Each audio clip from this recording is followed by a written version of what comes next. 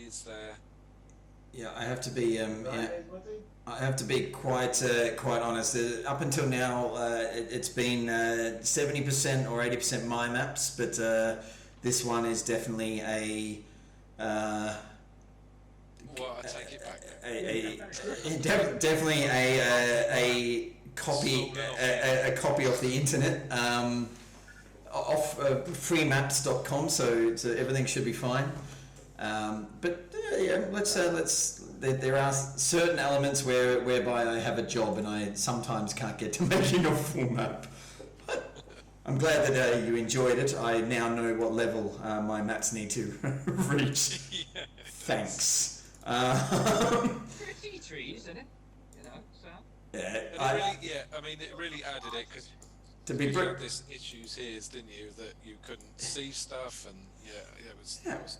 To be brutally honest, I am working towards the idea of trying to get a little bit more three-dimensional, so that you're feeling a little bit actually even some heights and stuff. I will get there at some point in time, but in the meantime. You as a party, since leaving Newbark on Whitflow, off on a journey towards a farmstead, after waking up the following day from when Cyrus would have last seen the party himself, they had got up and been boozing with the bartender, who had some magical properties to turn the sound on and off outside, and to even managed to slip a drink that got Garavid a little bit frozen in his ways at one point in time. You were asked with the offer of free board for the entire time on your stay in the city for the festival. You were asked if you could go and open up a sort of a line between the farms from the south that were normally providing a lot of the food to the Old Man's Reach bar that you were staying in. Proceeded on the journey, got waylaid by some.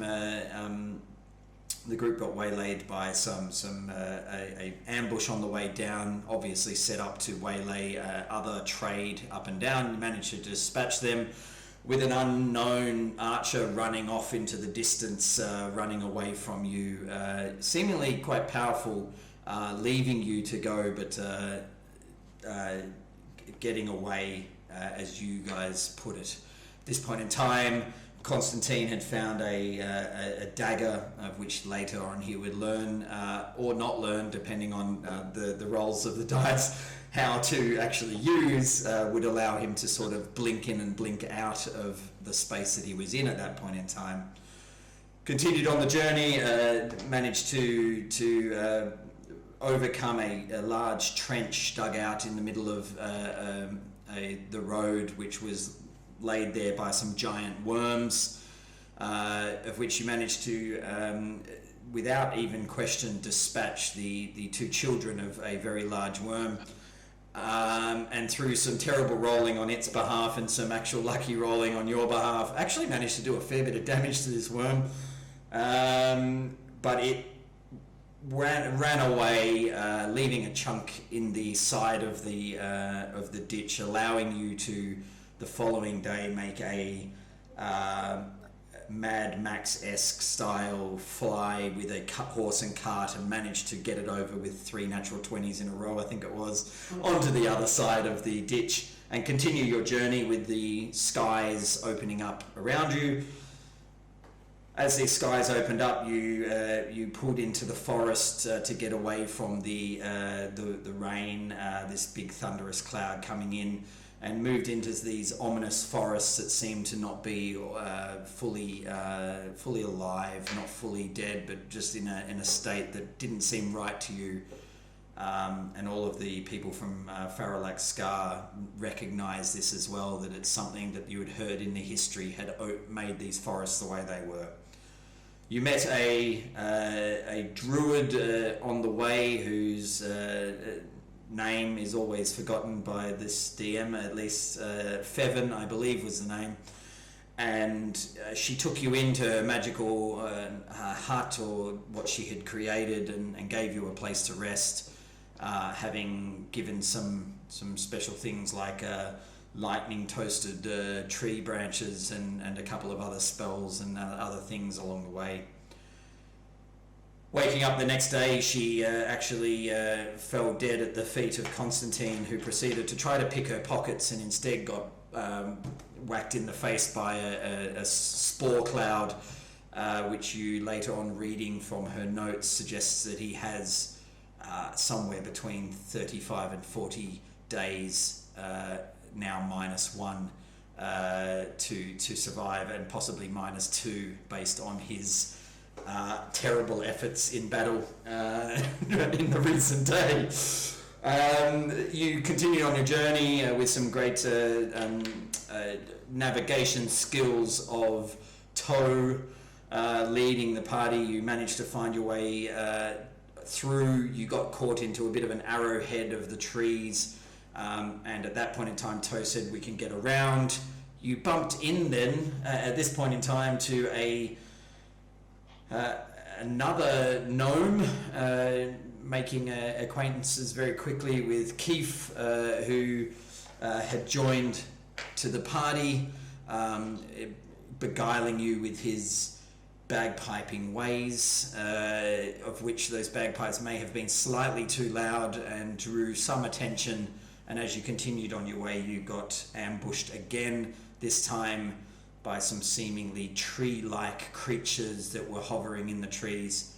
They did some damage, but with Toe in his bear form running up, and Garavid creating a bear form that didn't necessarily do terribly much, but was a show of his skills, you managed to kill off most of them, including the big guy and his second in command, who was running away, but had two of the members who had been warned by the loud scream of the commander, had run off quite a ways into the distance, a bit over 500 feet off into the distance. At this point in time, Emmanuel found a nice spot hidden in an area that you felt safe to be able to take a night's rest in this area, feeling that you had hidden yourselves quite well and well enough. So that is where you got yourselves up to. And early in the morning, you are awoken by a man chattering to himself, walking through the trees, coming around from where you had come out actually earlier. And this is when Cirrus pops his head out from the tree, seemingly trying to follow where you have gone. He was about a day and a half behind and has been tracking, whilst also looking at some clouds on his way. But you got waylaid for about a day, Cirrus. Can you give us some insights, or actually you come up and see the party and you all awaken to see Cirrus walking up to you. I'll leave it to you. Cirrus, my God, man, where have you been? Yeah, you know, I didn't know you'd left straight away, because I was chatting to some of the people in the town about clouds, and I captivated as I were, and I think you got so animated you couldn't stop moving. It's like you're working away. You don't move that fast unless you're pretty engrossed, and it's incredible. Like I've been following you, but you know I you get distracted on the way, don't you? I mean, you know, did you know that compared to where I'm from, the clouds, they have this sort of slate grey kind of shade to them, but here, more of a taupe. It's indeed very, very interesting, Cirrus. I'm glad that you caught up with us. Well, we will possibly follow the colours of the clouds at a later date. And that forest, you know, they're not those trees like they're a bit less, you know. Sometimes trees can there's a sort of they imply a decadence, and those trees they're a little bit more sedate, as trees should be, and I like that. So, Super. So I and clap then- him on the back and start doing the stuff. and at this point in time, Cirrus, you will also notice that there's a member of the party that you had not met before. There's actually two gnomes sitting here. I do not believe that you've met either of these gnomes at any point in time. So just you look around and see two gnomes, which for you is relatively rare. You probably haven't met terribly many gnomes in your life. I don't believe I've met you both, gentlemen. It's relative. Sorry, one sec. Mum!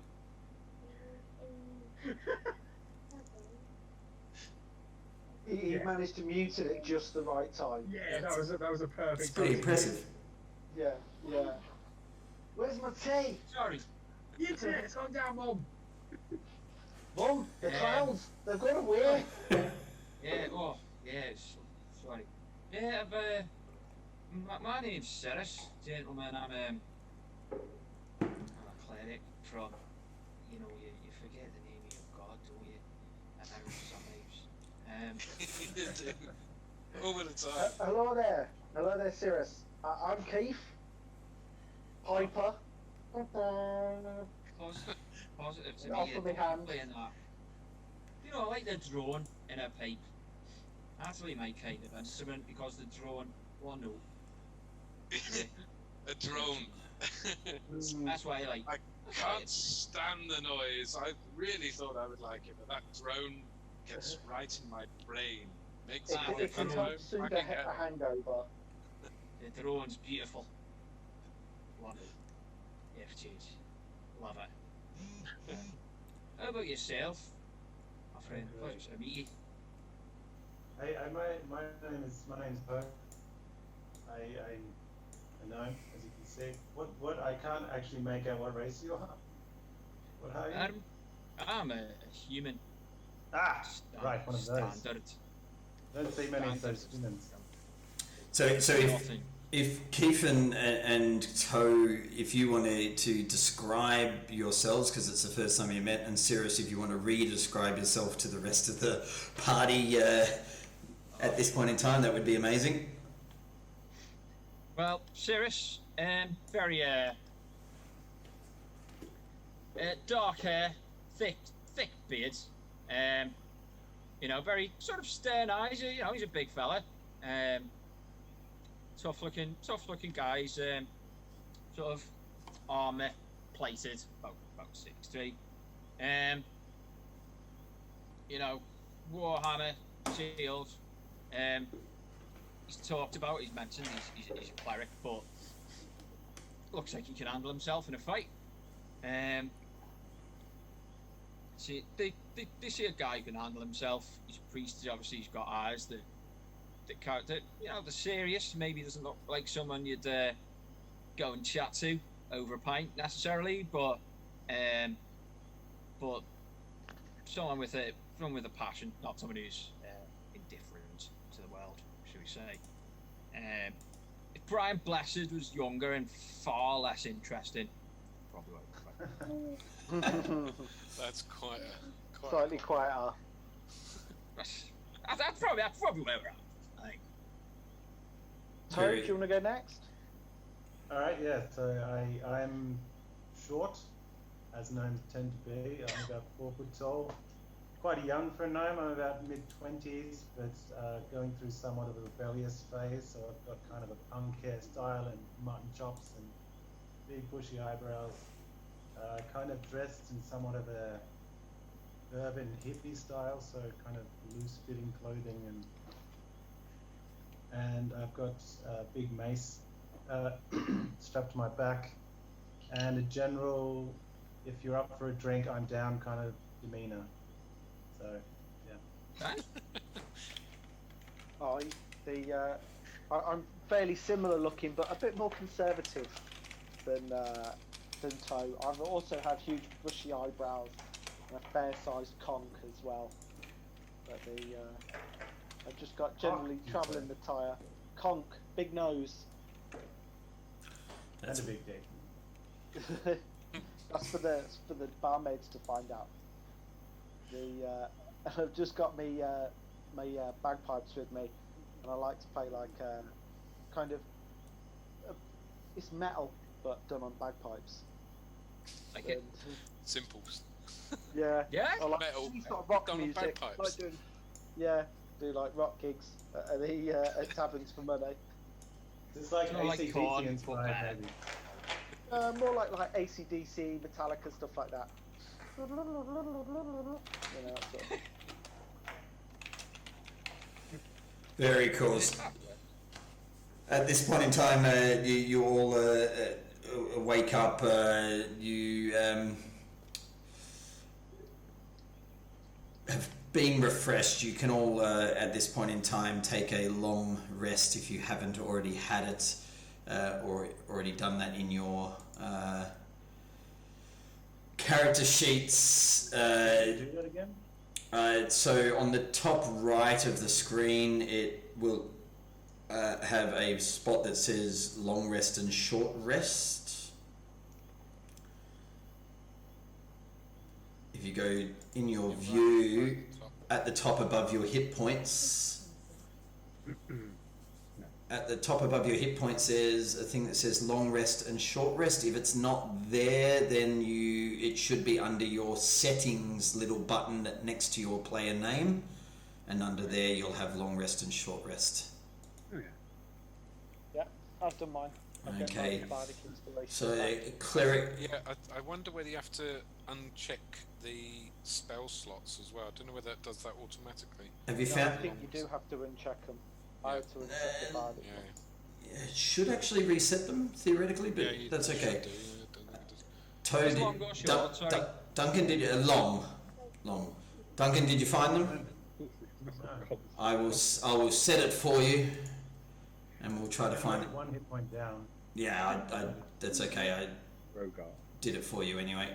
You are now up to full hit points and have your wild forms back. Okay, so you all wake up the following day.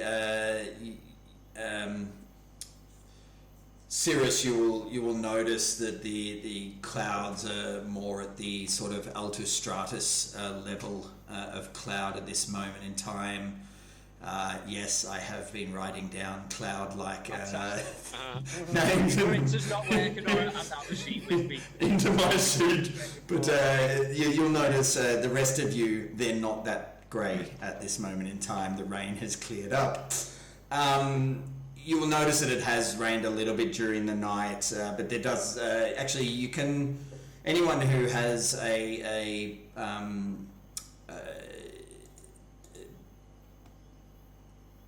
anyone can do it. A perception check if you want to. Proficiency was the word I was looking for at that point in time. If you have that little black dot next to that, you could do it. Toe rolled quite well. Very nice. I'm dumb as shit as usual. In which, sorry? I'm so unperceptive. Oh, Perception. It's hilarious. We'll do this just to also check that it's working. Wow, luckily. Where's breakfast? Yeah, Toe luckily is saving us again with his rolls. Yeah. Yeah. Yeah. As soon as I have my morning whiskey, I'm like on the ball.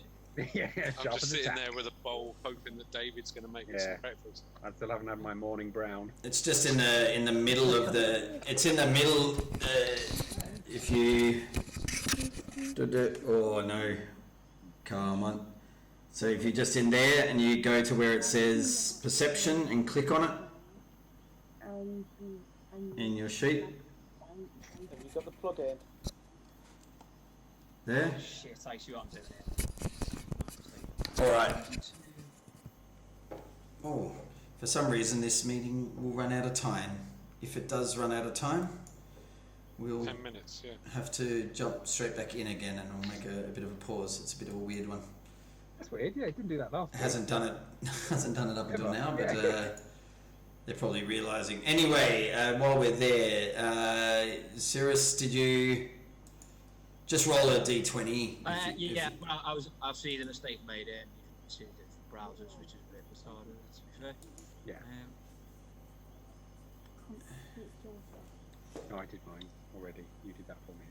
I do. I did it by clicking on that. Nice. Anyway, it probably won't matter so much. You will have at least know that Toe turns around to you all and lets you know that it does seem like there are some footprints that are sort of underneath some water, and it does, with that roll, seem as if they're sort of, you would say, new probably in the last couple of hours, that there are some footprints that have gone sort of past the tree ledge but haven't sort of come towards where you are.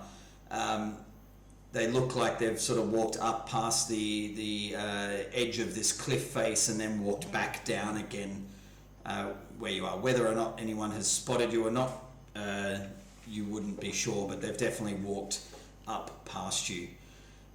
What do you want to do? Wait, where on the map is this? Can you point out? So they've walked sort of where this pathway is on the map. Right. Yeah. What kind of footprints? What shape? You feel free to go and investigate further and do a nature check if you want. I'll walk over and check it out.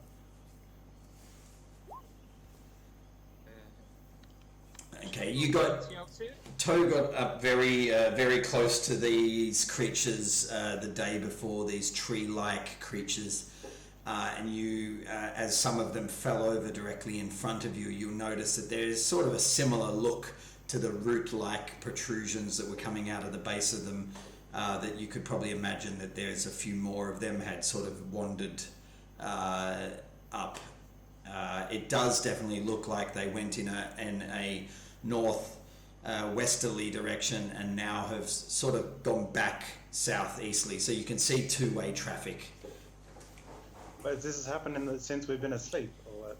Looks like from the two rolls you had within the last hour or so. That's bizarre. But they've left us alone, haven't they? Yeah. So this is somewhat of a high traffic zone, I guess. You from those rolls, I mean, you could make just a straight intelligence check for me, if you want to see if you can try to work something out. While he's doing that, if anyone else wants to do anything else. So, okay, straight intelligence. Cirrus has sort of jumped in there. If Toe wants to also Cirrus, you would have noticed as you're walking out of the tree line and walking down, you didn't see anything like this up in the tree line as you walked out. So as you walked down and saw the party in the trees on the right, knowing sort of what you were looking for and who the party members were, you were able to spot them relatively easily. But you will have, it took you sort of a real quick, like a little snippet of this red dragon-born, this sort of a little piece of cloth from Constantine's clothing that you sort of recognise, oh, those two things probably go together. You will notice it wouldn't have been so simple to just spot anyone coming in and out of this area. You just so happened to pick that as you were walking down. But you didn't notice these same step marks going much further forward than, say, this part of the map here. So you'll notice that they've gone up here and then they've walked back down again. Toe, with an intelligence roll, you don't necessarily know what to take out of such a situation. An idea how many? Sorry. Roughly. It looks like there were two, or at least 2 or 4 or 6 walking in very quick stead in the same footholes. Have all these bodies disappeared? all of the bodies that were there the night before have all disappeared.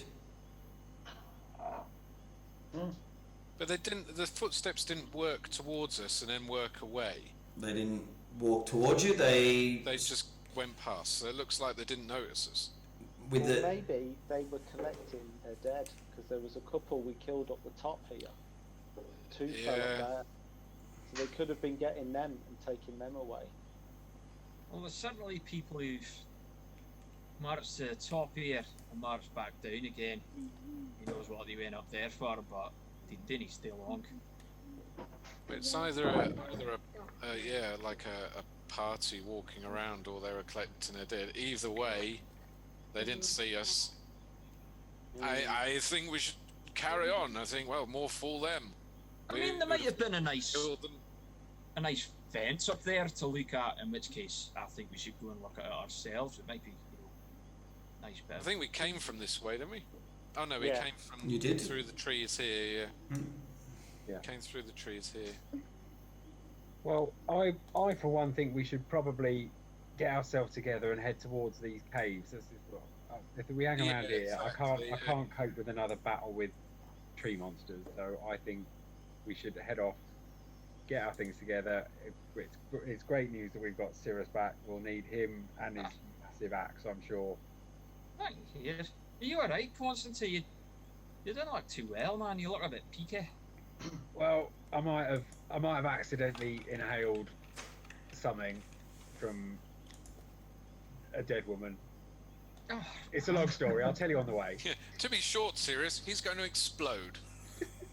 no, man. That's Yeah, me. he will explode in a big. I was going to say pussy ball, but it wasn't pus. It was spory ball. I mean, I'm hoping not to. Mistake. Yeah.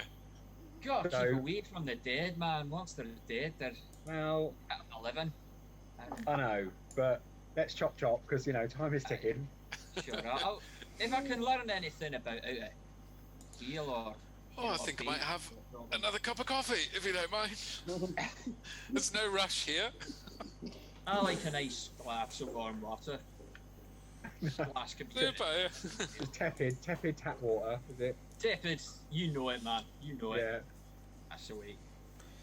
So at this point in time, Emmanuel, who's been staying relatively quiet in the back, sort of comes out and sees Cirrus and sort of in an offensive Indian British accent that I have been putting on his behalf.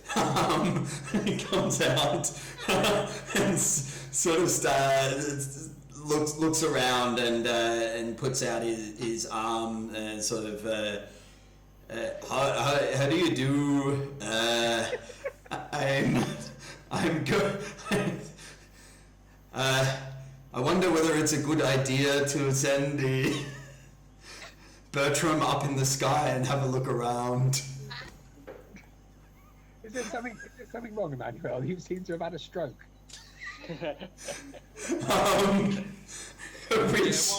Why not? Of which he looks at you and goes, those two arrows that I got shot with yesterday hurt a lot.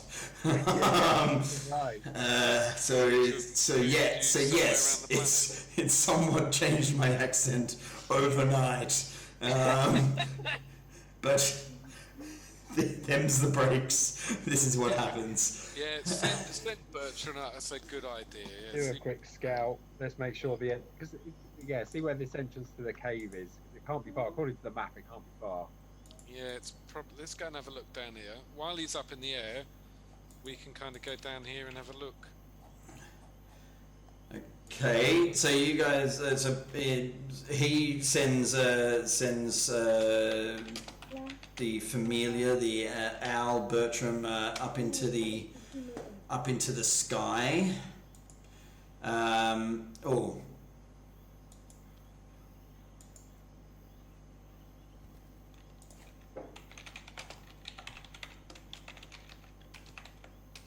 Just a bit of a pause.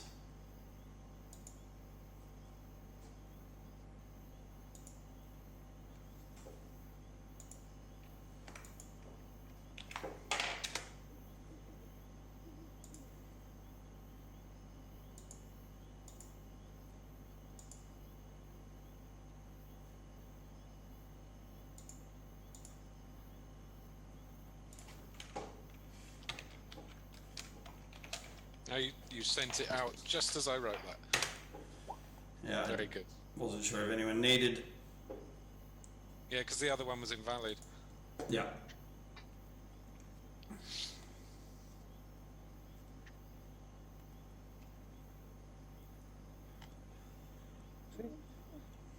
Yeah, all back.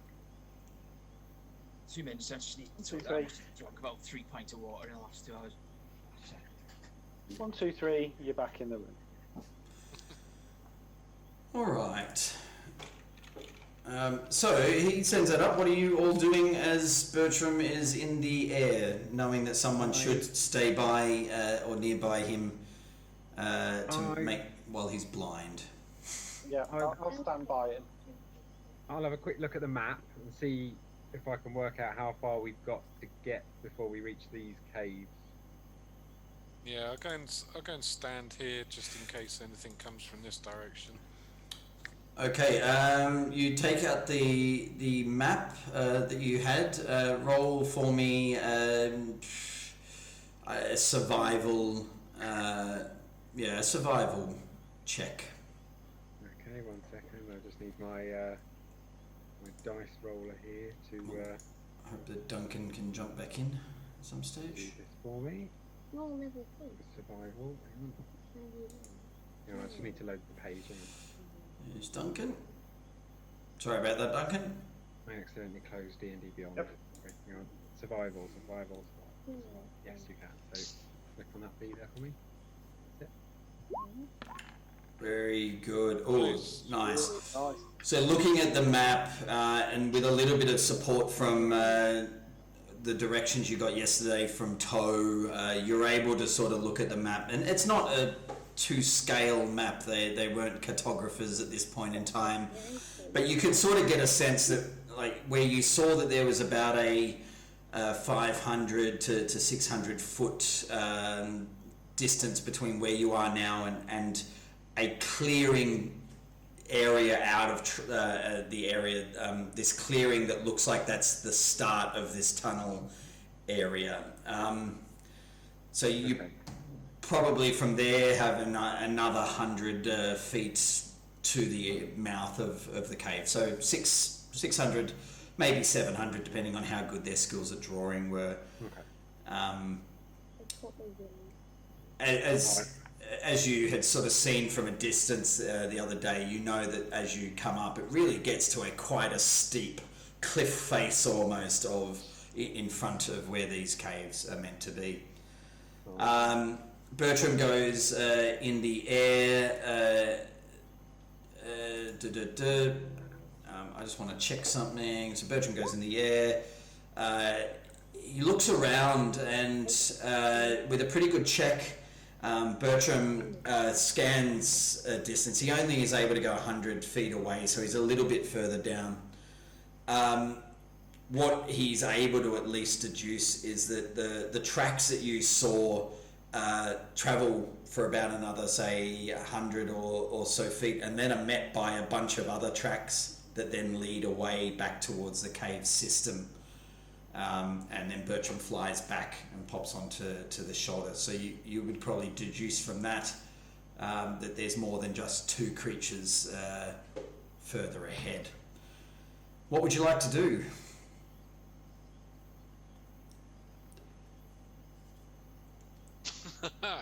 That's the way to go, isn't it? Yeah, let's go to the caves. I mean, we're Yeah, I'll expecting tell more of everybody, these. the distance and go, right, we'll probably, we can get there. At this point in time, Emmanuel sort of walks up to Sirius and says, I see that sort of look on your face of not knowing what we're actually doing here. And it's a tough story, but I think Garavid, who was there for most of the conversation, or Toe, could probably explain better than I can. I was too busy studying my spell book to really pay attention. Maybe they can help you know exactly what we're doing here. Distracting, you know. What we're doing here, and why we're actually going to these caves. Well, young Cirrus, so we were told by this exploding woman that there's monsters and they're in the cave. Hey, Toe, If there's- do you have anything else to add? Well, yeah, I mean, she'd been, there were scientists, I believe, they were doing some research or some surveying in They this forest. disappeared. That's right. And then 2 of her party had disappeared, seemingly maybe kidnapped by these weird, I don't know, what you call them, fungus people it's that we terrible. ended up fighting, and then made her explode and infected our good friend Constantine here. And now we're kind of assuming that if we can find them, we can maybe find some kind of antidote or remedy to cure, to stop this guy from exploding in 30 days or whatever he's up to now. Probably even less considering he's a weak human, but we'll see. Well, there's no place. Humans have pretty shit house constitution as far as I can tell. Yeah, there's no place in a land for abominations like that. I'll smack him apart with my hammer. I hope we're going to find an antidote or some sort of healing elixir. Because if we find, I have no idea what we're looking for. Nope, no one does. But at the very least, we can definitely get some revenge. That's a definite. And if we can get some kind of antidote, I guess that's a bonus. Indeed. I'm all up for not exploding. It's a priority in life.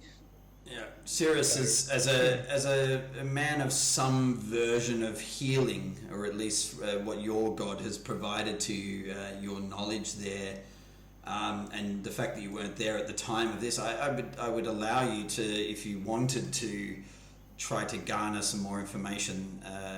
They have a book that they had taken from this druid. You might be able to glean something else from your healing ways, up to you.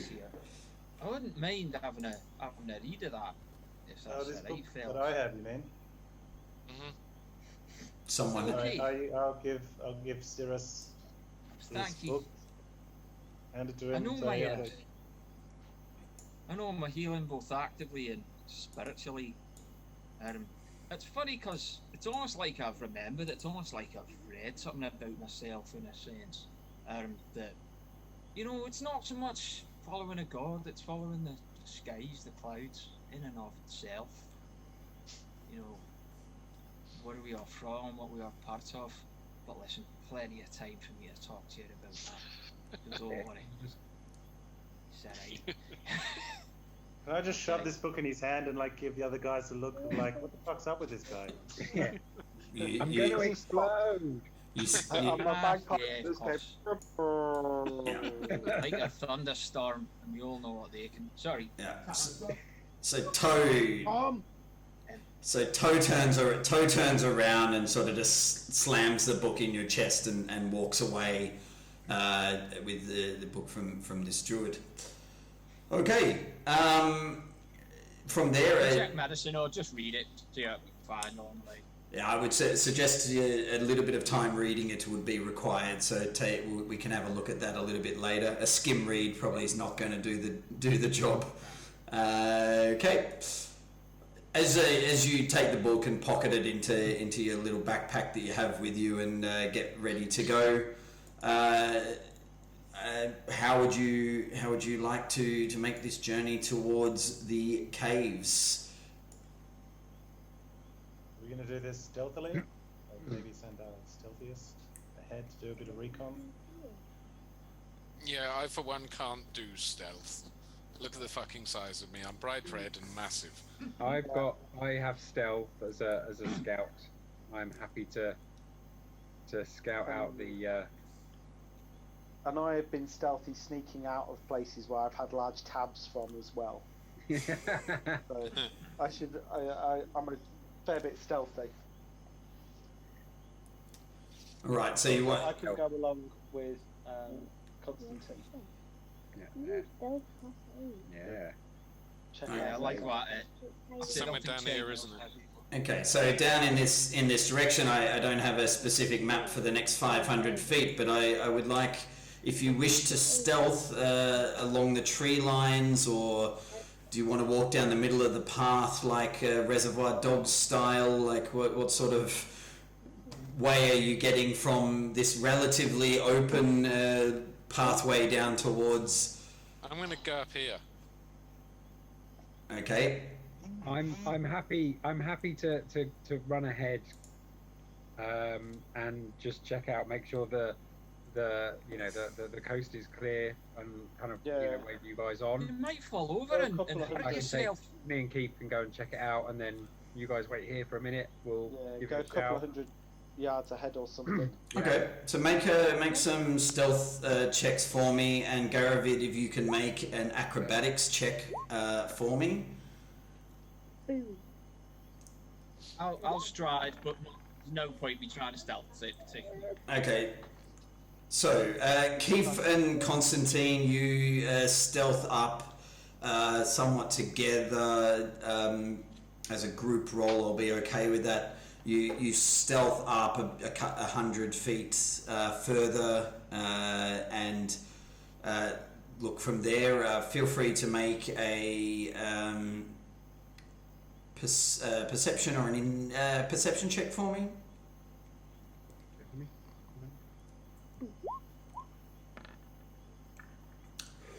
Okay.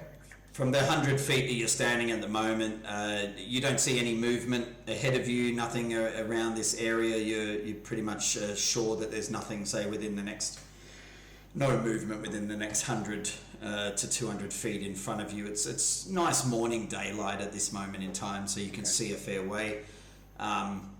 Okay, Garavid, you try to climb up a sheer wall that's, say, 10 to 15 feet tall to get up to where you were going. Easy, I can just jump and grab the edge, pull myself up. You, with that roll, actually managed to slowly get yourself up there with your height and the weight that you have on you. Dangerous, man. Make a stealth check for me with disadvantage.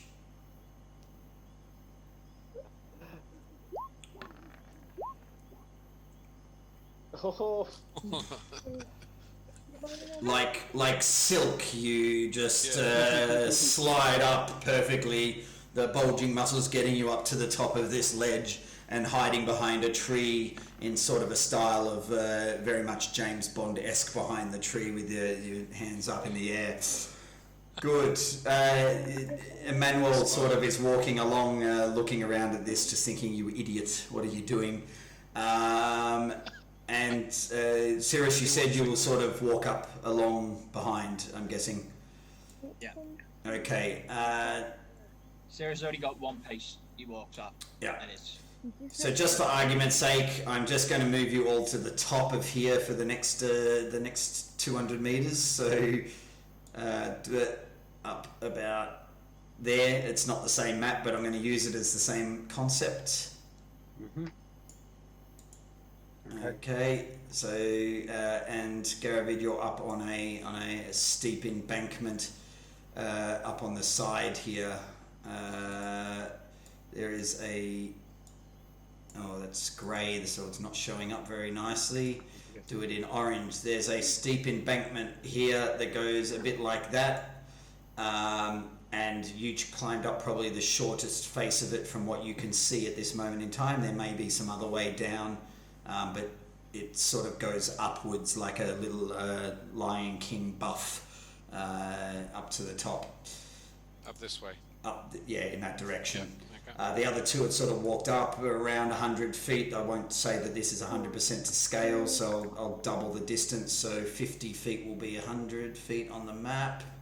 Just for me to do it. 1 second. Yeah, so you've got yourselves to about there at this point in time. Good. You want to continue moving forward. There are trees onto the side over on the other side with a sort of roadway in the middle. As you walk past this area about here, this is where you'll actually notice that there is no body, but this is where the sort of second in command had fallen down. And there is no body for him lying on the ground at that place as you had walked past. Mm-hmm. Do Do I spot anything else there? There's no body. Is there any? You can make behind? you can make a quick nature or investigation check. Was this around where all the tracks were? Where Bertram said there was 2 tracks and then there was a load of... No, that was a little bit around where you were earlier. Okay.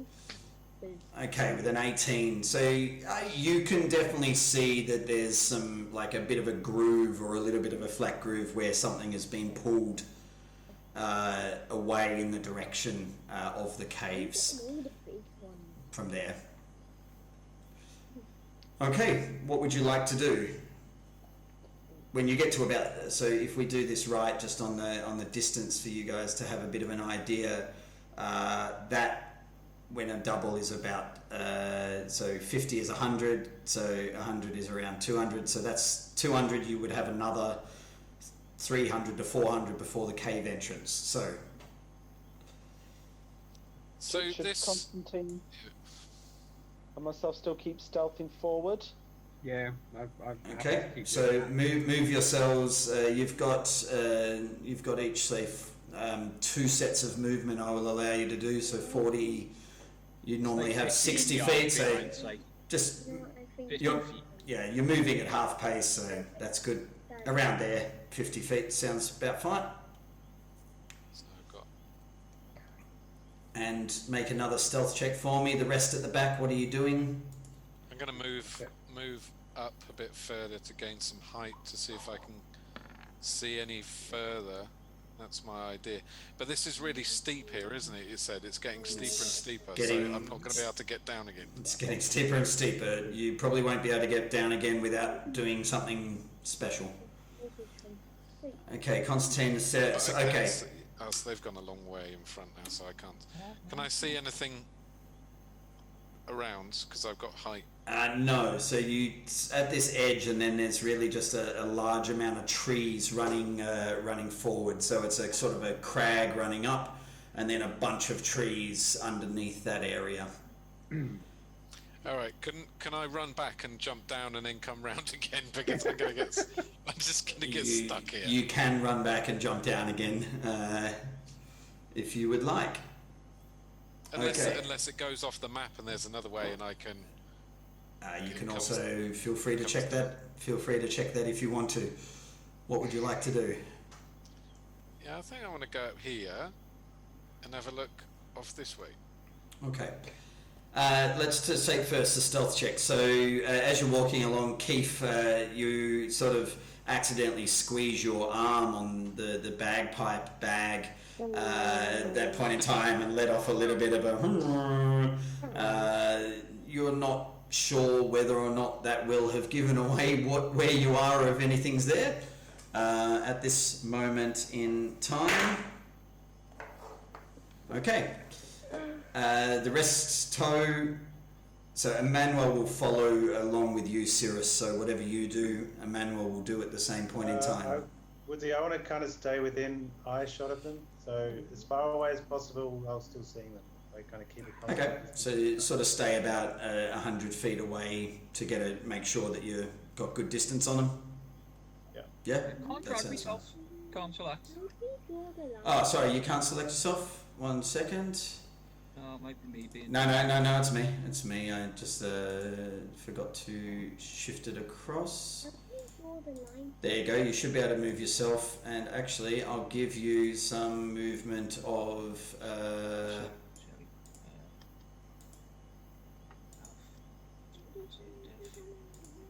I've also given you movement of Emmanuel, who's here on the map as well, that you can. Bring him along with you up here. Okay, Garavid, make a. So you've gone up there to look around. Yeah, exactly. Move up. I should be able to see quite far now. Okay, so there's a few sparse trees as you walk up this crag and up this cliff. Get up the top. Feel free to make a perception check, or if you're looking for something specific, you can do it into investigation. But let me know what you're looking for. Otherwise, make a perception check. I'm looking for any movement, basically anything that's any camps. You know, anything that's not natural. Okay, make an investigation check.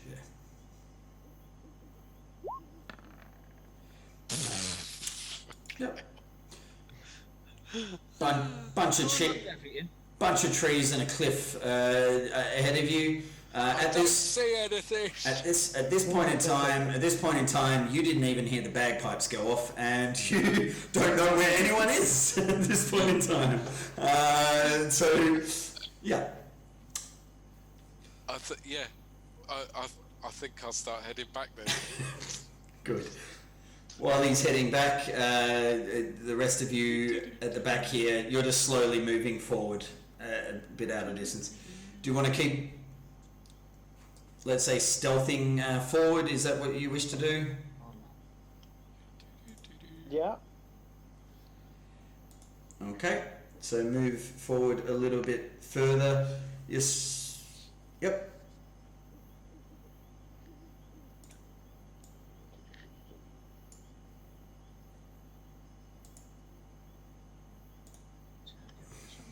Alright, so down the end, I expect everyone else, Scaravid sort of a little bit ways behind as you all move a bit further forward. So you've now moved down, you're probably around 300 feet from the entrance of the caves at this point in time, trying to be as stealthy as possible. I'll give you one more stealth check from there. I'm sorry, mate, it's messed up.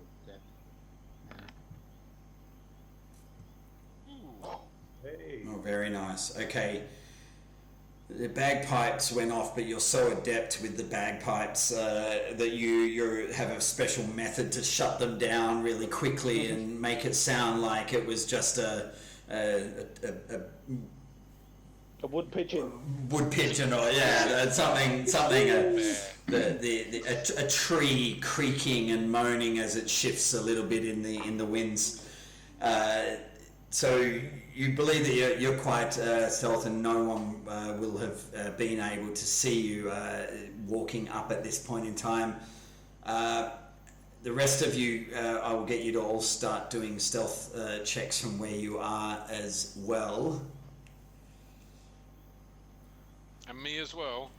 Not yet for you. I'll get the. Yeah, I'm still there. Yeah, quickly. Yeah. Good night. I'm going to bed. No. Night.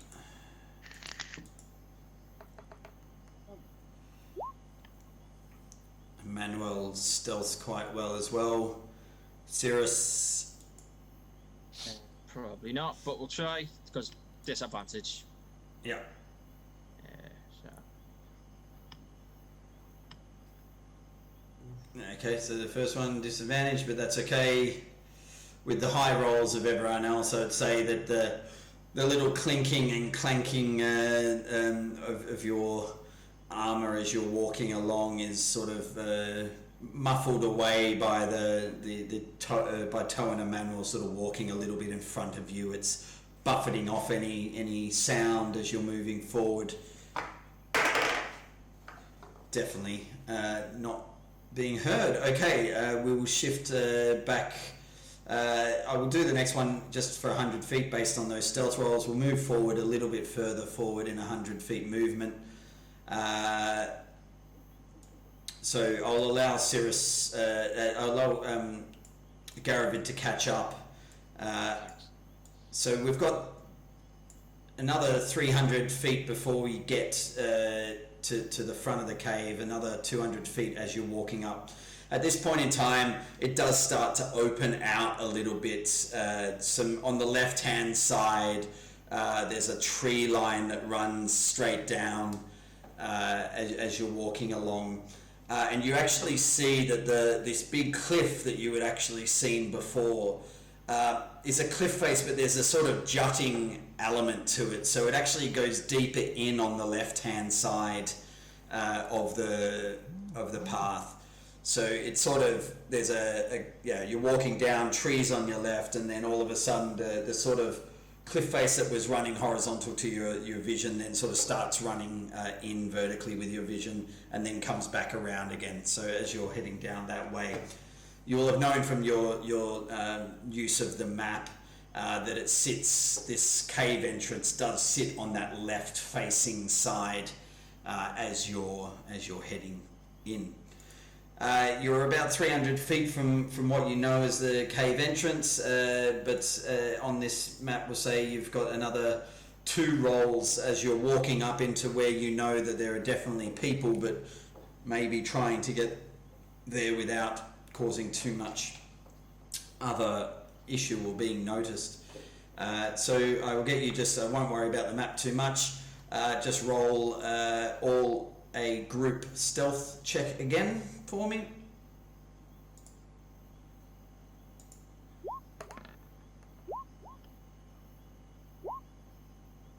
Oh no. Oh, Got a 1. We've come clattering out the woods. Right, another one there. I've just hit my lucky roll in the head. Damn it. Yeah. Alright. One gone. So Oh, that's my oh, mistake. I didn't realise when you've got disadvantage, it does it for you anyway. Yeah, it does it for you anyway. But that's okay, I'll take the first number and the second number and use the 10 as your disadvantage. Cheers. There's a 1. I rolled a 1. Okay. So you've walked down at this point in time, no one sort of necessarily getting great with their stealth for me, for a at massive this point in red time. dragon, half dragon. For a massive red dragon what I mean? sitting at the back a little bit further away. The others not doing great. A couple of good rolls, a couple of not so good rolls as you get further forward. Would you like to do anything specifically, or you want to just continue to move forward? There's no trees around or look around. anything. Okay, so Are we at the edge where it's starting to open up? I will actually shift you to the map. You're around, say, let's 150 feet to the entrance. I will open you up on a map here, which I haven't done yet, so I will do it now. Now you should see a black screen, pretty much. Maybe there.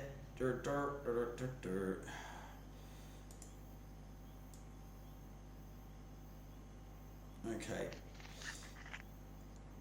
So you see it now on your screen where you are. You have...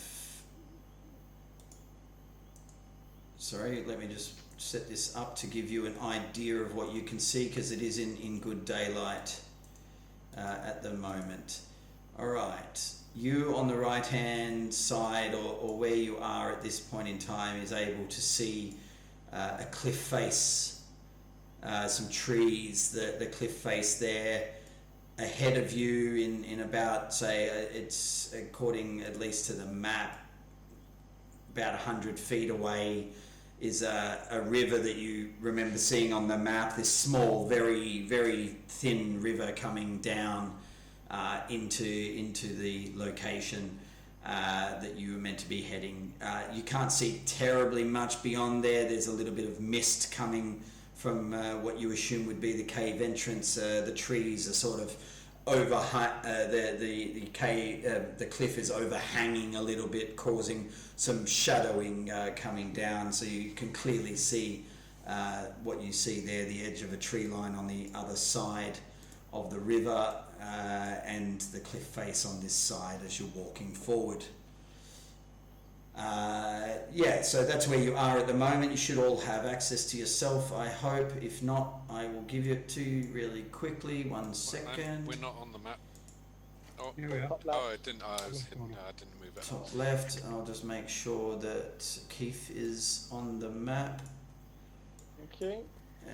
Okay, and I'll just check that Cirrus, you have access to yourself. And Keith, you now should have access. Everyone should have access to themselves. Yeah, man. Good. All right.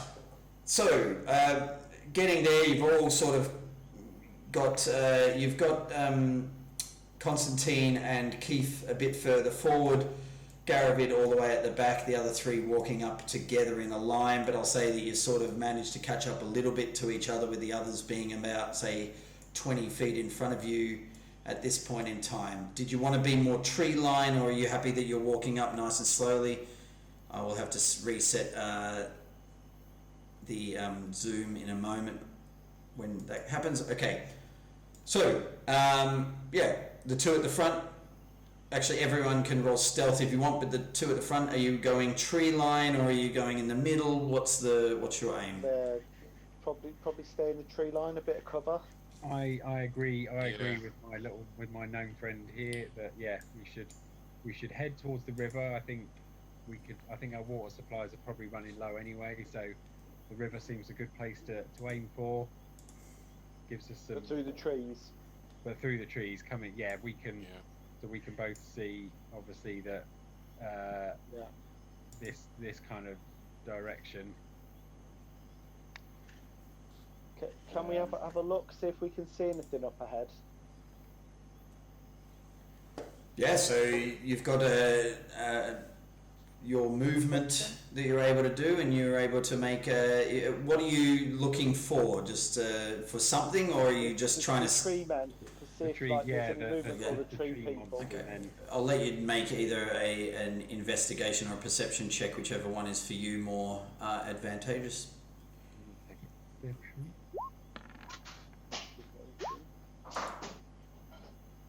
Okay.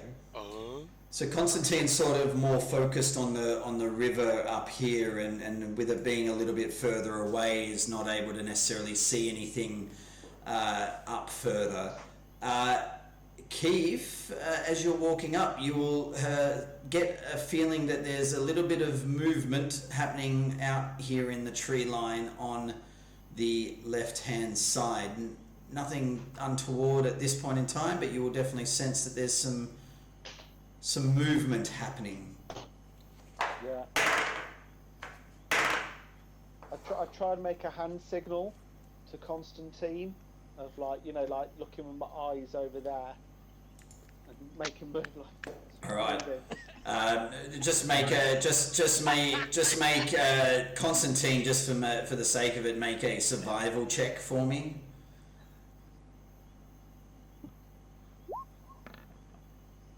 Okay, yeah, he's pretty clear that he's understood what you meant by that signal. The rest of you at the back, just make a stealth check for me.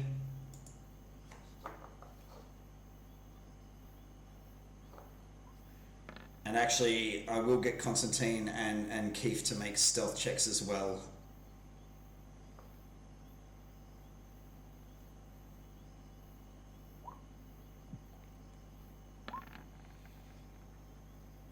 Alright. Nice. So you're all wandering forward, being pretty stealthy. Again, Cirrus is sort of being having his sound a little bit buffeted by the rest of you, and not being too conspicuous as you're walking forward, going ahead.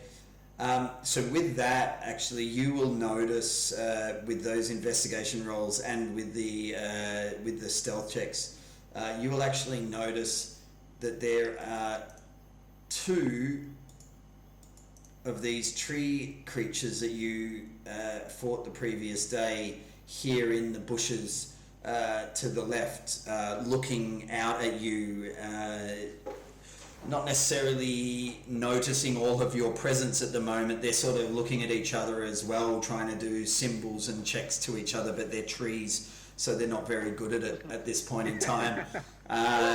And so they're just sort of concentrating on each other at this point in time. What would you like to do? Hey, Woody. Yep. Are these tree creatures, are they considered beasts? Oh, don't ask me questions like that at this point in time. 1 second. I just No, it is not. Yeah, you will all pretty much know that tree creatures are generally known as plants. Right. Just generally. just generally. Anyway, funnily enough, I had to check that though, so whatever. You never know. It's D&D. It could be a bestial plant. Good.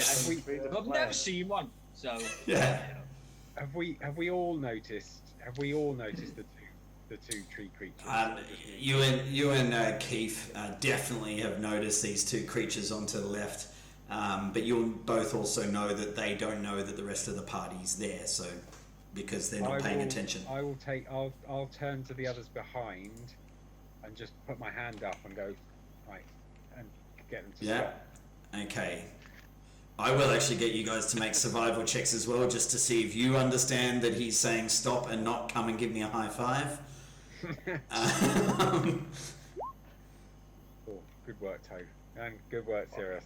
Garabin. I start coming So, stamp out of the trees going, oh, what's that? So, yeah. You got something? So basically, Garavid's never been told to stop in his life at this point in time. The other two are aware, but with that and the fact that Garavid was behind you and would have had to have walked through, I'll say as a group, that was sort of a chance that you all were able to quietly stop Garavid as well. Okay, that was your action, Constantine. Keith, what would you like to do at this juncture? Are we going initiative now? Or is No, this not yet at initiative, but the two out the front, I'll get them to just declare what they want to do, if they want to do anything, knowing that these two creatures are there. I kind of want to stay there and wait for the party to catch up, I think. Okay. Like, hold position. So stopping now though, so everyone make another stealth check as you wait for the heavy laden characters to get closer without making any issue. Have we also noticed that these tree creatures are there, or only the two? You just know that you were told to stop, but Keith's waiting. But Keith's waiting for you to get closer. Yeah. I'm just Anyway, holding position. Keith and Constantine, you're still very quiet and no one's seen. Seriously, are you coming closer or did you stop? I stopped. You stopped. Toe, did you come closer or did you stop? I mean, I realised that he was telling me to stop. Okay, so everyone stopped. So at this point in time, back to you, Constantine and Keith, what would you like to do? These other creatures have not noticed you or the rest of the party at this point in time. I whisper to Constantine, should we try and sneak up on one? Lock his shit up. Yeah. And They're I'm like, we'll get the drop on them for a change. Yes. Because they attacked us last time. I don't think they're too friendly. I'm on board with that. I am happy to get first strike. Okay, so they've come together to have a bit of a chat in the bushes. Yeah, so what do you do? Try and sneak up on them. Yeah, can we go? Okay, show me where you're going. I'm gonna go this way, I think. Do you think we should go around? 25. I can go 25, so I can go to about there.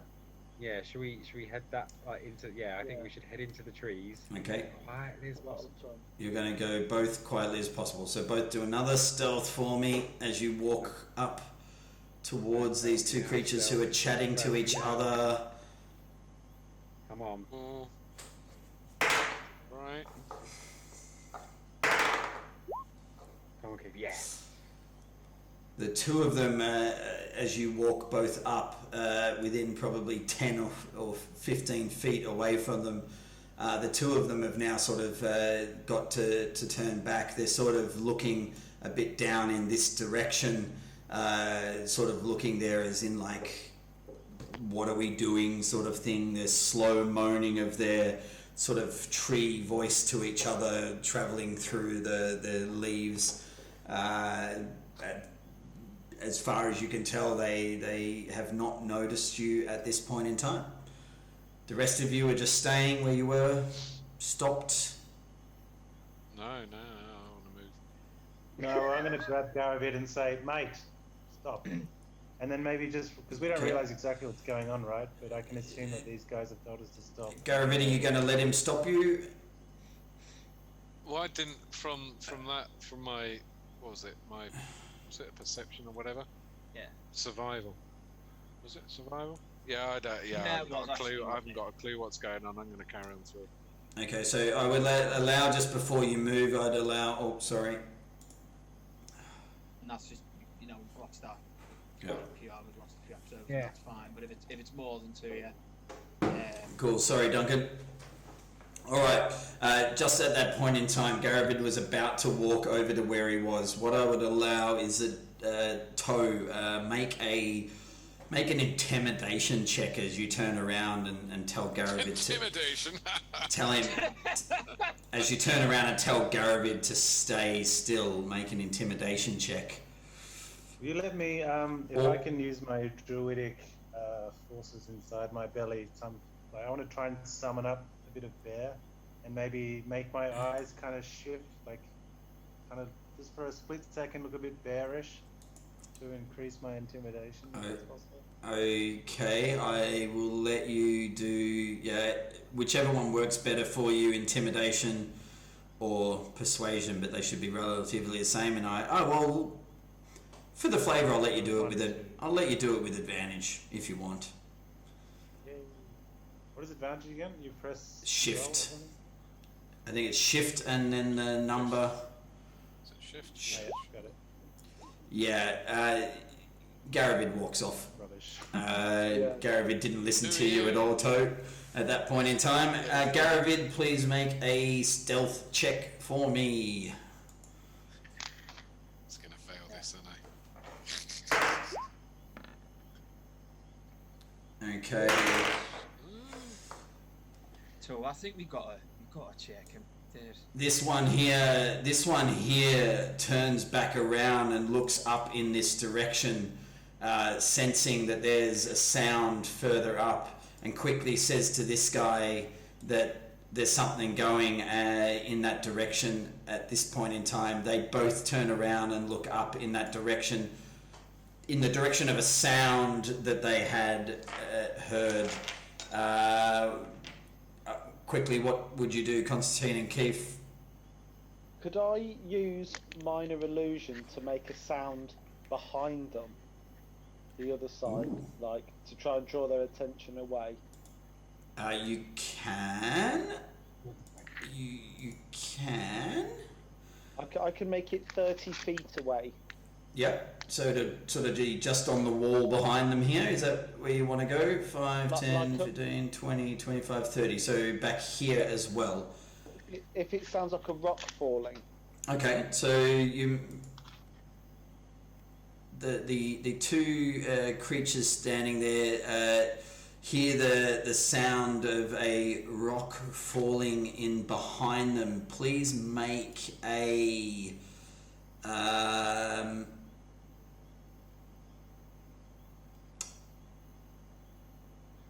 oh, actually, wait a second. And you made quite a good stealth check before. Okay.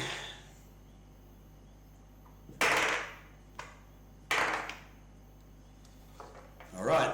These two creatures that sort of turn around, sensing that something was happening up here, all of a sudden hear like a rock falling or something happening behind them, and they turn back around to look behind them to see what is happening in that direction, seemingly thinking that there might be more than one thing happening, and they quickly sort of do a double take and go back looking and in this way, and they will sort of walk a little bit in that direction to see if they can find what has caused this sound. Okay. Sarah's just gonna start trying to make his way closer to. Okay. Gradually, I think Tori just can't leave him by himself. Don't know what they're looking for, but he can't be split in half. So if you want to move, specifically stealthy, I will let you move half your movement, and we'll count that as being that you're continuing to stay quite stealthy at this point in time. So you can move half your movement in the direction of everyone else as a party. Why that's not come up? I think I just want to Eldritch Blast him. All right. No, so I'll let you walk. Even with that, I'll let you walk. Based on the stealth checks from previously and the fact that You know, these my creatures. armor's getting 1 point louder every time. Yeah, exactly. Don't know if you win, but Okay, so Constantine and Keith, what are you doing? Are you? Do I have eyes on Garavid? You will have seen Garavid and heard Garavid walking around. I messaged to Constantine. Damn it, that dragon man! Yeah. He's Can clod hopping through. can I signal to Garavid to either just stop or do the Ross Geller But like? his I've got eyes. I've got his eyes on brain you. can't understand. Yeah. His lizard brain can't understand what you're saying to him. No, At the moment, yeah. So Garavid, you see them turning around and telling you to be quiet and to stop. At that point in time, it's clear and obvious based on the previous one that you understood before, or that the others understood before, what they're trying to get to you at this point in time, to just stay where you are. Okay. Question is whether One more rare. I would say that at this point in time, as these two gentlemen in this sort of trees in this tree line are these plants. I just didn't want to just label them as something. I don't know whether they are. I might not identify as a plant at this point in time. I don't know. I will give you one more round of wanting to do something, moving into a position or not. These two were sort of looking out for anyone coming in. They've been distracted in this moment in time. They're sort of looking down at this point in time, noticing that there's sort of no rock or any other thing on the ground, and they're a little bit confused. What do you do? I think we're about. You can reach them, I can't think you? we should. Can we Next try up. and can we try and get? Are we not close enough to strike because they've wandered off? I think you're both probably close enough to strike, just from what I have on the map. That's can move 25 feet, which means you should be able to move 5 squares. 1, 2, 3, 4. So you should be able to get to them from where you are. Yeah. Just so you know, each of these squares is 5 feet. So if you just count the number of squares and divide by or multiply by 5, you'll. And point to the closest one and motion. Okay. Yeah. Good. So, I do a guys, countdown. aware? what was that? Are we aware that there are these two tree thingies? You haven't been told that there are 2 tree thingies. Only Keith and Constantine have told each other that. They've just told you to stop You will once you hear the screams. at this point in time. Okay, There'll be smoke going on. guys, you got like 6 more seconds before you can. Yeah, move forward. Try and get to the sort of edge of those trees on the left side. And me and Keith will go I for want to the move strike. to there to attack. Okay, so you're both going to attack. So please, everyone, roll an initiative roll for me. Make sure you select your character. Make sure you select You your. say that every time. Make sure you select your character sheet before you do that, but that's okay. Let's have a look. Maybe they've all popped up. That's good. Where's initiative? I always Yeah, Really I've seen that? what the initiative is. What is the other bit I need to select that links it? So you click your icon, your token on the screen, Have that selected. and have that selected. Then roll initiative, and it will automatically do it. It's managed to pick up your 5 initiative rolls. You do it again. No, Do it again. it's done it already. I've got them all there. It does. Oh, It you really got does mine? it. Yeah, that's cool. I got a 3, by the way, so just disregard that. Garavid. Do you see my 24? Garavi got a 3. I got a Second nat- natural 20. Okay, just wait. So I've somehow got Toe, who got a 5, is showing up as a. Oh god, what's happened here? Depends how. I don't know if it's got rules for into roll 20 there because It's all good. I will just do it the other way and manually do it for this one. Doesn't matter. I can see the rolls, so I can just add your turns in and put them in manually. It's just a bit of a... So yeah, so Bit of a next time we do it, mess. you're going to say, select your dude, and then click Yeah. initiative. for Yeah, your- yeah. Yeah. Remember... Why do you need to do it for initiative and not for anything else? That seems weird. Yeah, that's what Yeah. threw me. I can only perchance that I think it must because it goes in this turn order little widgety thing here, just so we can see who's going next, I guess. Still, what? Just add a line of code and make it do Yeah, it. itself. exactly. I mean, it's Yeah, not fucking yeah. hard, is it? Yeah. For an item that we're all currently not paying any money for, I think we should just What's the on my free shit? should just deal with it the way it is at the moment. Just go from there. Okay. What do we got here? We got Keith. Keith rolled a 22. Constantine rolled a 24. Natural 20. That's not too bad. Garavid 3. Toe 5. Cirrus. Natural one though, to be fair. Yeah, but so was the 3 from Garavid, so you're not too much of a worry at this point in time. And Shit. equally as terrible. And the other...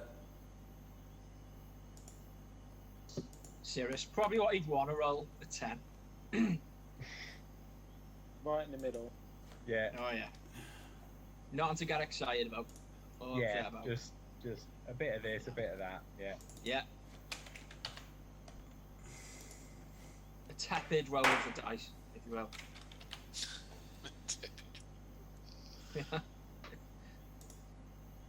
Alright. Now, actually what happens here is that I will give you both a surprise round at the start, then so you both would have got a turn before anyone else anyway, and then you go back, and because you actually have the top 2 turns in initiative, that means you basically get to do 2 turns in a row. First Constantine, then Keith, then Constantine and Keith, and then the rest of the order. So, Constantine, you said you ran up to one of them and made an attack. So Yeah. move in and make that attack. Okay. And I yell Banzai at the same time. As you do. As Stealth one is all gone. would do. Yeah, it worked. 18, Yeah. 18 hits. If you click there, you do a 5 points of damage. Sneak attack. Get the sneak Yeah, attack, it's so- surprised. So Yeah, and you Okay. get the 10 points of sneak attack damage. That is 15 points of damage. You run in and just go to town on this creature. Like, you sort of put the knife into one of these little holes, the knot hole in the tree, and it turns out that it's a very painful part of this tree that you've just stabbed into, and it struggles with that, and it literally just can't handle it anymore and collapses into a pile of kindling on the ground. That was one dagger as well. One dagger. Yeah, have some of that. These not the equivalent of testicles, or what? You reamed him. It's pretty much the effect of the first attack. So you take your first attack with your dagger. What would you like to do after that? I mean, I've got a second attack. I mean, I could just can I pop the second one from there? You can move forward to the other one and make a second attack. While I've got the frenzy, As you run up. and then Okay, so this one will not be. This one will no longer be surprised technically because he's just seen another one Mate attacked just died. at this point in time. So just make your attack.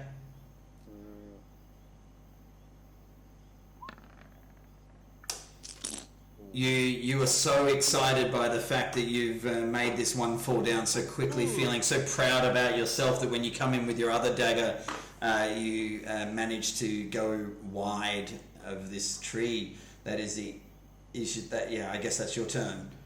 Yeah. Keith, seeing Constantine sprint forward and just chop this tree down, what would you like to do? I will be running with him at pace the whole time to run up, and as he's like, we've gone for that one, he's just destroyed him. I've carried on going, and I'm trying to hit the second one with my rapier. Go for it, make an attack. Come on, Keith. Oh. Nice. Bang, that hits. 10 points of damage. Nice. And then for me, bonus action, I'll attack him with my dagger as well. Go for it. Nice. Finish him. 13 will hit. Whoa. Oh, it's so close. 3 points of damage. His knees. This creature, similar to what you would have seen the previous day, this creature has this sort of sap start to ooze out of it, a sort of Icarish sap coming out. It looks pretty miserable, and it looks at both of you with sort of I don't get paid enough for this, and then and it just freaked out about what's happening. You two take your turn. It goes all the way through, and Constantine, it's now your turn again into normal rounds. I will see if we can finish this tree dude off before the rest of them turn up. Come on. Oh. 22 definitely hits. Latest. 8 points of damage at that point in time, plus it's technically sneak attack because you've got a person next to you, but it doesn't matter because this creature again gets smacked with your blade on the first hit, and combined with sort of a rapier and a dagger flying in, and then also the next dagger, you basically pinata this creature to his death, and he collapses down with a moan towards the ground, a relatively loud moan as he goes towards the ground. Okay. I Keith. sit on him. I sit on his lifeless corpse. Keith, what would you like to do? I like to motion for the others to come up to us. Okay. So we're going to stay in turn order. You've had these two creatures go down, but we will stay in turn order for this moment in time as that loud moan went out. So Keith, Emmanuel, seeing that, will walk across into the tree line near where Garavid is, and just he will go across there.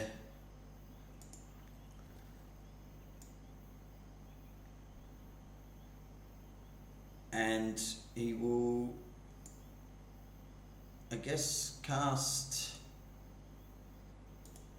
Mage Armor on himself. Yeah, he will cast Mage Armor on himself at that point in time. That will be his turn as he got over there and did that.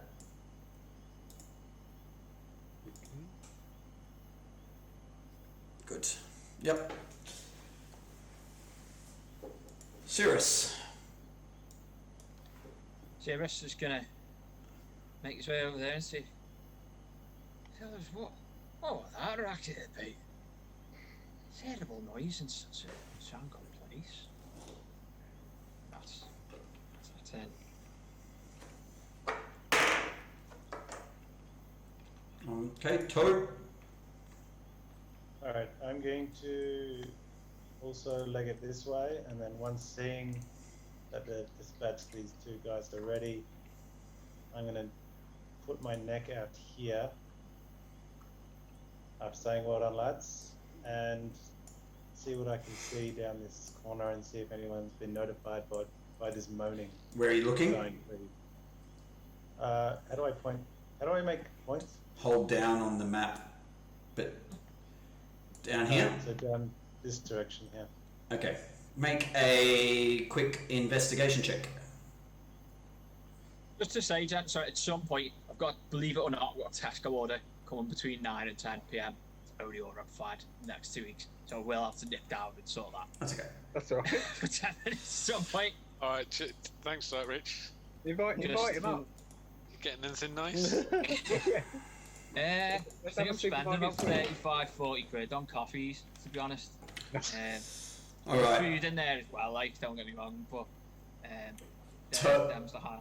Toe, as you run down there to give words of encouragement, the way Garavid has done when digging out a trench earlier in your time, you get down there and actually you do see in the bushes a little bit further south another one of the trees here. You do get some movement that is coming forward, sort of hearing that loud moan of these two other creatures here, and you see standing what looks like guard or just at the entrance a creature. At the moment he's actually looking in the direction of inside the cavern, face that you see just in this area here. Could I then, with my bonus action, maybe do that like scream whisper, like that kind of there's one more, like whispering but screaming the whisper. You make a stage. You make a stage whisper towards the other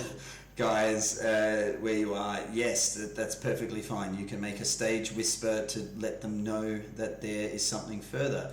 Garavid, you probably don't hear this stage whisper, but you haven't listened regardless of what's happened up until now. No. So what would it matter at this point in time? You move forward. What the fuck's going on here? Okay. Good. That's nice and here, in a really high pitch. Okay, so just give me a moment as Constantine, you get to that point. These other ones will now hearing that there's something else ahead. We'll do that.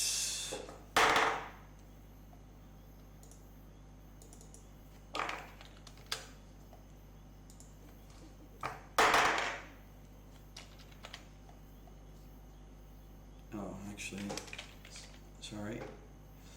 Keep forgetting that these creatures have Be plus right back. 1. Yep.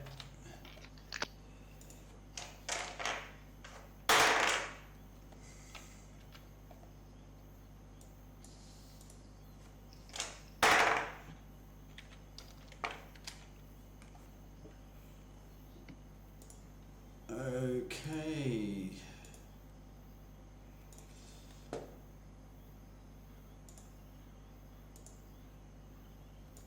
All right. Constantine, you hear from Toe that there's a few more, and from where you're standing at the moment and where you came in, you probably don't see anything, but you at least recognize that there's a few more around. What would you like to do? So in that case, so I've heard from Toe. I'll stealthily or creepily walk. Kind of this direction along the kind of the crag. Here. Yeah. So I will go. I can't see this guy, can I? Because So when you get to the edge after 15 feet, then you would see him standing there. Slightly bigger version than the ones that you knocked down just before. Okay. I'll hold. Are we still stealthing? No, well, you can if you want to, but you'd move at half rate, and you are fully aware that they're aware that something's happening. I'll walk gingerly until I see him, and then I'll stop, and I'll kind of turn back to the others and go,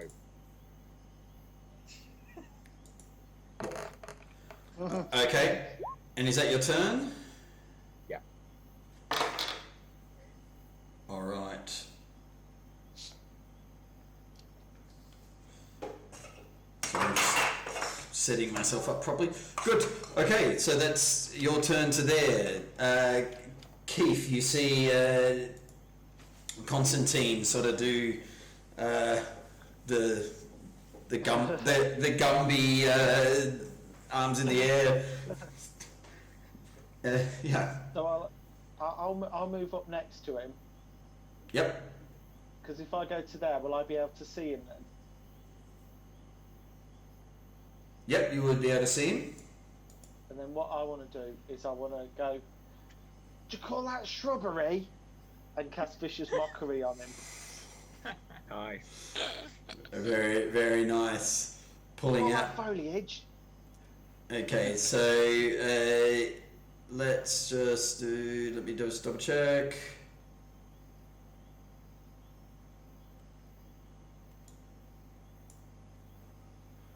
All right, wisdom save for this creature.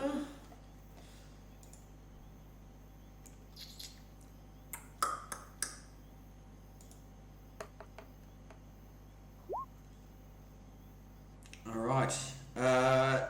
Wisdom of 12, I believe, right? Yes. He. Oh, wait a sec.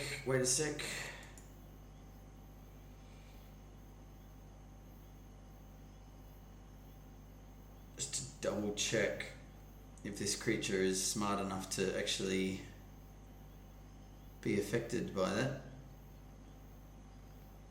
Yes, okay. He fails. You turn around and tell him a joke that actually, funnily enough, he has never heard before, and is quite amazed at this, and is feeling both belittled and confused at the same time, not associating at all with shrubberies. Roll a D4 for the psychic damage. We've got a whole 3.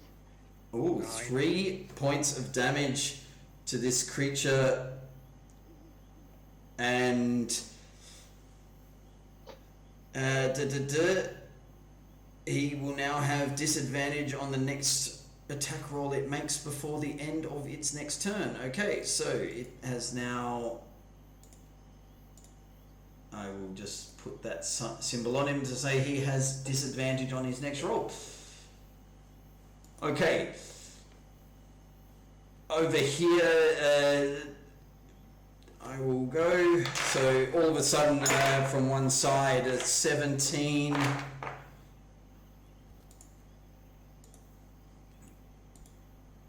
Plus 3, 20 toe. Does 20 hit your armor class? It's me. Motherfucker. Yeah, it does. Yeah. So this creature from over on this side over here takes a step treant style across the river and then fires out at you from its space here with a needle firing at you.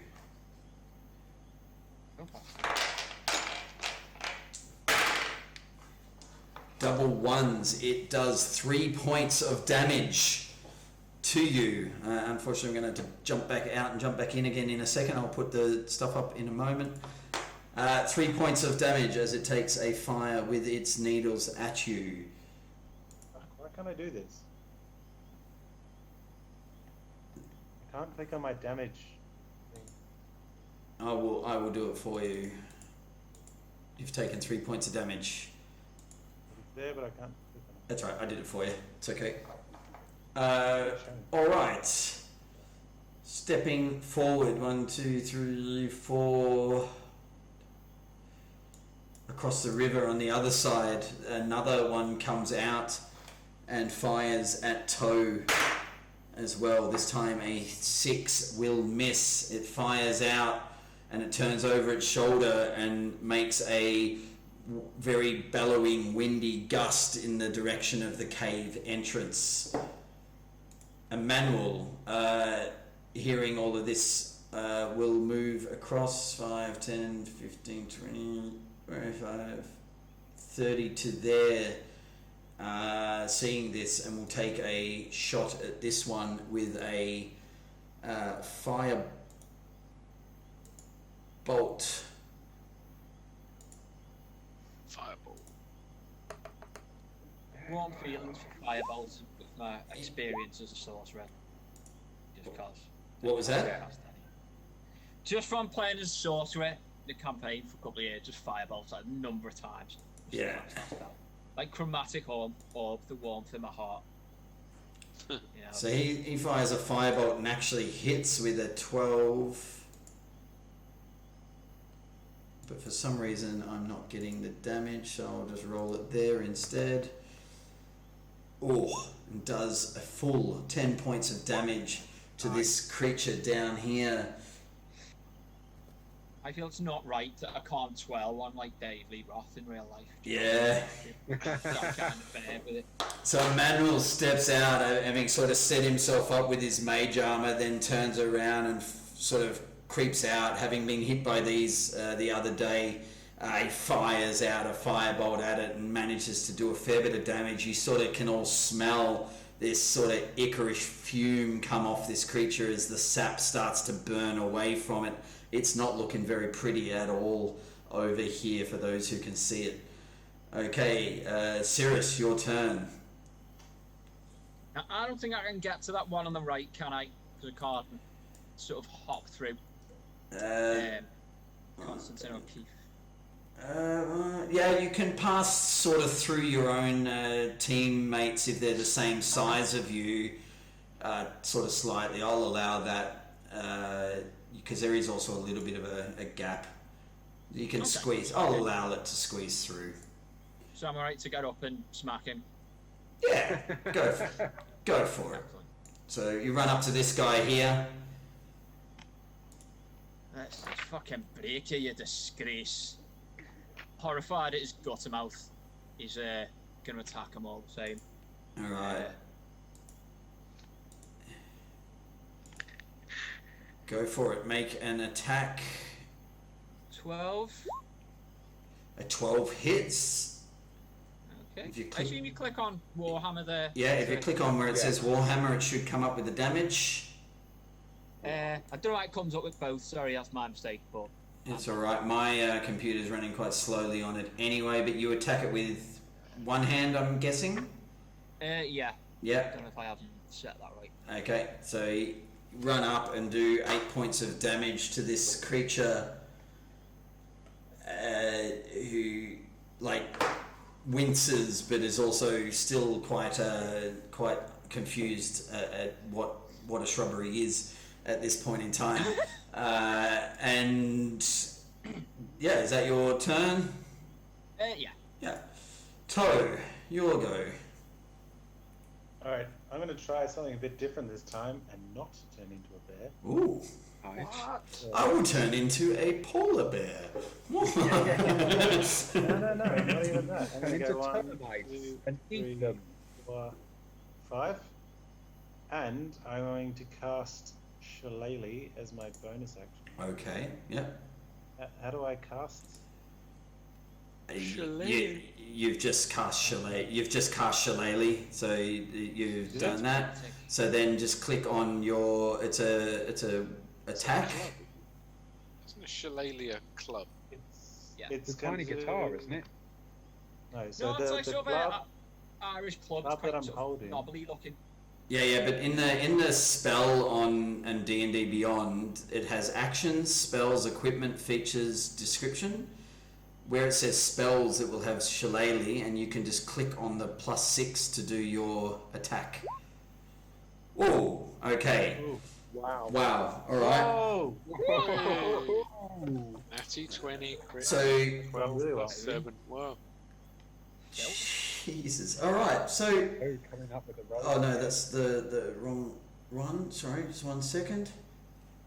You went up to that one. Okay, so doing something that he hasn't done for a little while, Toe just sprints up, and instead of turning into a bear form, how do you want to do this to this creature? Because that's pretty freaking. You one shot killed it as you run up. How do you want to sort of achieve that? I mean, I got a wooden club, right? So this is going to be wood on wood. Yeah.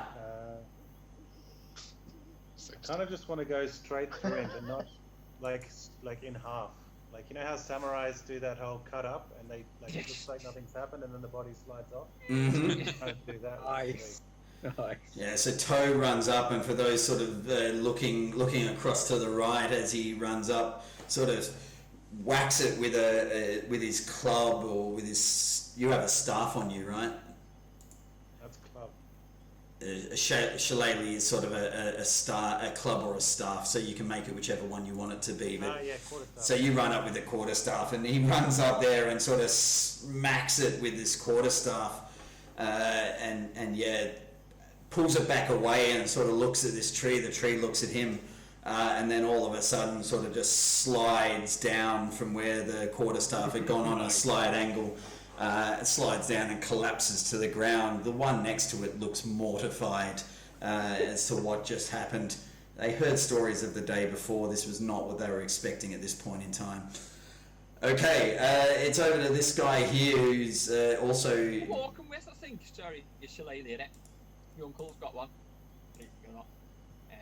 Must admit... It's like a walking stick. Yeah, it's like a walking stick. I always thought it was the thing that the police would whack on their hands. This nightstick has also the name. That's what I thought it was. Billy club. This billy club or shillelagh, this sort of thing. But I will have to look it up at another stage. Anyway, this creature over here, this plant, tree, whatever, this shrubbery, will take a whack out at Cirrus, who has run over to it. It will take that attack with disadvantage at this point in time. So it rolls a 8, so an 8 I'm guessing will miss. So it takes a swipe out with its claws, sort of a little bit closing its eyes and wiping it out while it's got tears rolling down its face from this humorous, mockerish joke before. And it is sort of looking over its shoulder and also screams out at this point in time. Garavid, what do you do? Is this one that's left down by the river here, the one that Emmanuel hit earlier? That is the one that Emmanuel hit earlier, yes. Yeah, alright, so I'll do an Eldritch Blast then on him. Yeah, straight away. Oh, I've got... Hang on, do I need to see? Let's see if he hit now. Feel free to try to... damage, wasn't it? Yeah, it's alright. Feel free to try to hit him first. Yep, you hit him. And you had just enough damage to kill him as this creature gets whacked by a firebolt, and then all of a sudden this sort of eldritch blast energy pops off its head, so frays up out of the top, and then just like collapses to the ground like an autumn, like the autumn leaves. It is. And there was much rejoicing. It was dead, and there was. 'Twas much rejoicing. Okay, there's this creature at the entrance. This creature at the entrance, you have not seen before. I think, Toe, you're the only one really with a good, clean line of sight, and it has its back to you at the moment, but it doesn't look like one of these other creatures you had before. You see this creature go out of sight into the cave. And make a perception check, Cirrus and Toe. You're the two closest in the area. Make a perception check.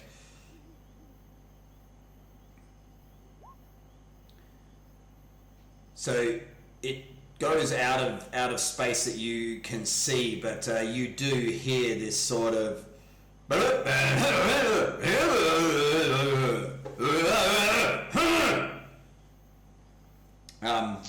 Sounds like me after a curry. Police Academy. That's what you hear. You could probably perceive that whatever that creature went in there, it's yelled in a cavernous environment that is bouncing back a little bit and doesn't seem to be incredibly happy at this point in time. Is this not one of those fungal creatures that we fought yesterday? I guess? The creatures at the campsite, slightly bigger than that, but yes, similar actually. Yes, you will have seen something. Cirrus, you would not have seen this creature before at that point in time. But yes, it's bigger than the ones that you saw at the campsite, but something similar to that. Okay. Good, that's that turn. Okay, Constantine. So who's left? This guy here, is he? The guy here is left. Yes, he no longer has. He no longer is laughing. However. Okay, I will. Step in and take a swipe at him. Okay. Go. Dagger 1. That will hit.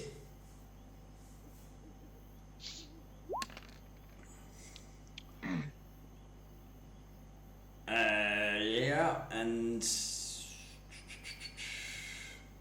oh god, 1 second.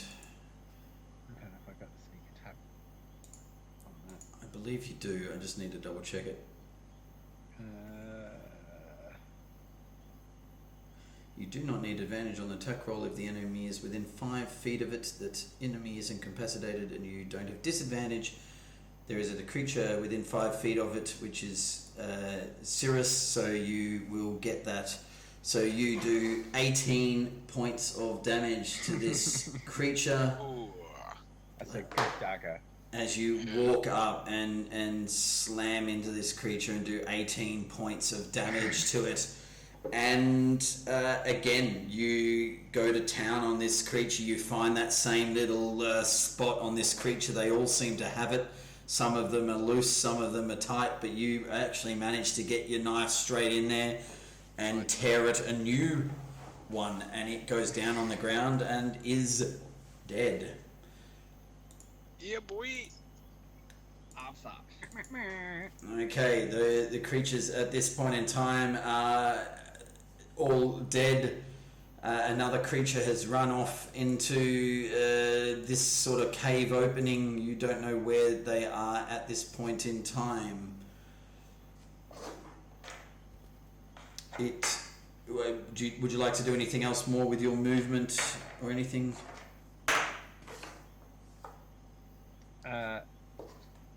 Me? Yeah. I now he's dead. I will head out into the clearing. Okay. To survey.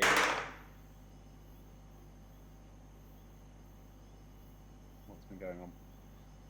All right.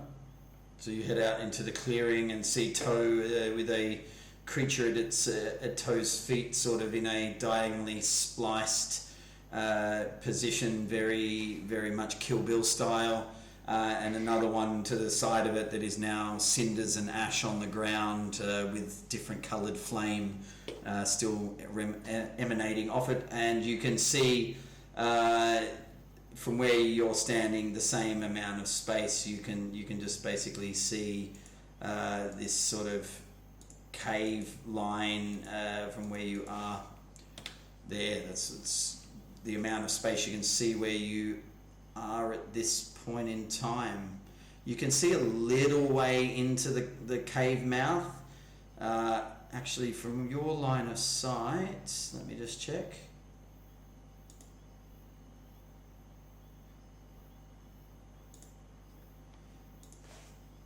Okay, from your line of sight, you can see that creature that walked in is standing relatively in the doorway from where you are at that point in time.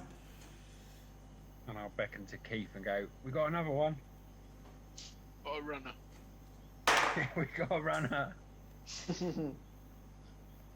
Okay, Keith, Your turn. I will come down to here, pat Toe on the back, and go, "Go on, my son," and give him bardic inspiration with my bonus action. Okay. What does that give me? You get an extra D6. I will post it up. So you basically, for the next 10 minutes, have plus 1d6 to an ability check, attack roll, or saving throw. You can do it after you roll, but before you know whether it hits or not. So you can roll something and try to decide whether you want to use it, or you can roll a check and decide whether you want to add it to it after you've rolled it as well. Okay.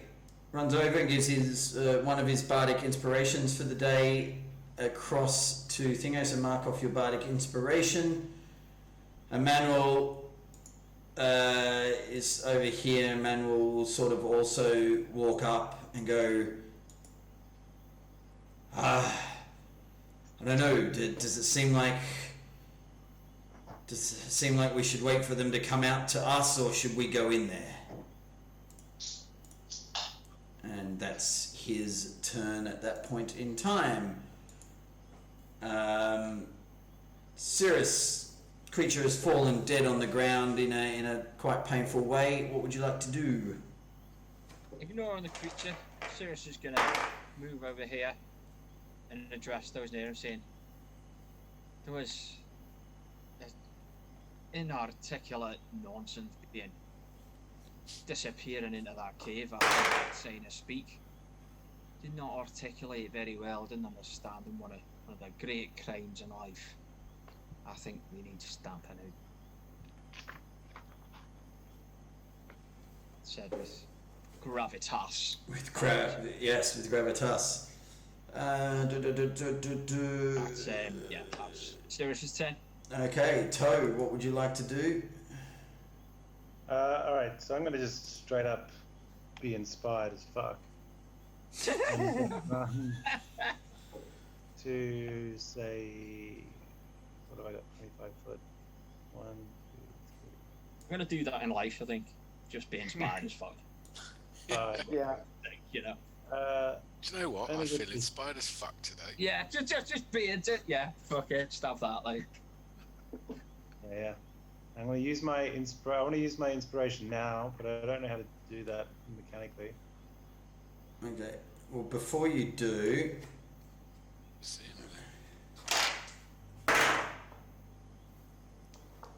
Have I done something? does a 14 hit you? It does not. 14 does not. As you run up to where you are into this space, you just have one of those needles that was fired in previous days, fires at you and just flies past into the trees over here, coming from down this way. As you turn around and look, based on that, you will see that down in this direction there was another guy standing down here waiting for something to pop up. He took a attack of opportunity there, but he misses you as he was preparing that action, scared crapless that he's hearing all these other creatures screaming. Okay, now what do you do? I want to use my bonus action to switch to my dagger, and then I'm going to throw it with my inspiration. So I want to use my inspiration on the attack roll. Before you do, so what you do is you roll your attack roll, and then if it's going to hit regardless, then you don't have to waste your inspiration. So just roll it first, and then decide. For flavour, you can say that you were going to use it, but actually, in the game, probably better that you roll first, and if you roll a natural 20, or if you do something like that, and you decide whether or not you want to waste your bardic inspiration on maybe hitting that creature with... There's a 6, even if I get I'd have to get at least a 6 to hit it, right? You don't know. From your memory of these creatures, they were not as weak as the trees, but you're not sure. Yeah, no, then I'm not going to... If I'm allowed to choose not to use my inspiration, or if I realise I'm going to do a shit throw... You're allowed to... You are allowed. I will allow it. Alright, I'll just do the shit throw then. And Okay, so you throw one of your daggers. Yeah. Okay, and you throw your dagger and it clangs out there, and it's somewhere down near this creature as you've thrown it in that direction. Alright. You Then I would- want to like scream loudly, "Fuck!" and then look at the guy that just fired at me and say, "That's your fault, you bastard." And now focus on him. Very, very good. All right, it now is. Sorry, trying to get back to the order. Hey. Actually, what's your dexterity score? My dex. Yeah. Garrett's. Yeah, what's your dexterity score, Garrett? 15. Okay, yes, it is your turn first. Garrett, what would you like Alright, to do? I'm gonna rush down here as my move. You're going to rush down there as your move. So dashing down, Garavid sort of dashing down next to Toe, and you will see here now, Garavid, that there's this creature sort of in the caves, and you will see this one on the side over here. This creature down here will take another shot at Toe as he curses him out on the side. He stood a fair way away and he actually no, so that's fine. He will have stepped forward to make sure he shoots at you. 5, 10, 15, 20, 20. He does this one not at disadvantage, so 5 points of damage to Toe as he fires off an arrow, and with one of these like dart-like arrows that he fires off and slams into Toe where he is there. Yeah, I can't control my hit points for some reason. So Okay, yeah. I will do it for you. You down to 22. Can you see it when it changes? Yeah, if I refresh the page, it changes. Okay, mate. I'm a bit confused as to why it's doing that. I mean, I'm on your page as well at the same time, just for the creatures that have spells, because I want to make sure that I'm paying attention to them. But that's okay. Okay, that's his go. He's fired that off. Then this creature, having walked into the cave, will go 1, 2, 3, 4, and he will Ooh, front up. dash up to Toe. He's sort of Poor Toe. run Go for the little fella. dashes up to the nearest creature nearby him. As he runs up, this creature has this sort of same sort of misty like spore like cloud following off him as he runs up, sort of as if he's done woodworking all day and it's just coming off him as he's running past. Not very fast, but he sort of lumbers up with some clear intent in your direction. Okay, I will just add in a couple of additional... Oh, no, I won't. I'll just do it off the top of my head. Okay, Constantine, your go. What would you like to do? You see this happen? I will. What am I going to do? How far have I got to go? That's not what I want to do. I can't. That's. I can reach him.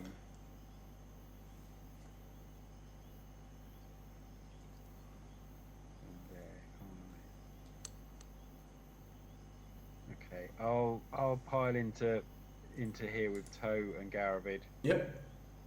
Go for it. Step need to- right in front of me. Because I need some Let the man through. I need some spory revenge. So you run up to there, yep. And I will see if I can go 3 for 3. Come on, Lucky Dagger. 14 just hits this creature at this point in time.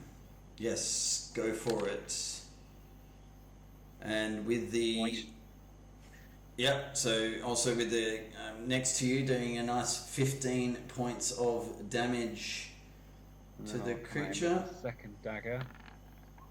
See if that's any better. That misses. So the first attack manages to pierce in this creature who's intent on toe, was caught off guard, but the second one he's now aware of and just ducks a little bit wide, a little bit more versatile than what you were expecting him to be. Mm-hmm. Keith. Seeing them all piling in, and the carnage that we've brought behind us, I'm gonna have a piss. I'll kind of move up behind them and shout at the one that fired across at him and be like, "You're back. Just look at it. It's all mossy. Look after yourself. Have some pride in yourself, lad." And Get a shower. cast vicious mockery on him by insulting his bark. Alright.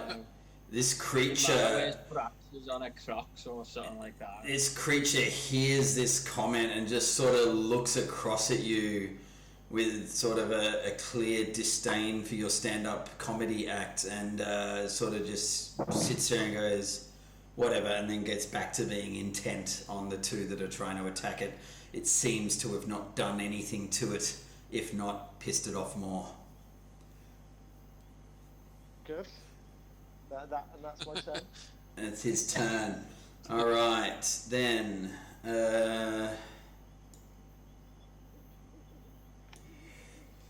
from in the cave, those that are close to the entrance, you hear a little bit of scuffling movement in the cave.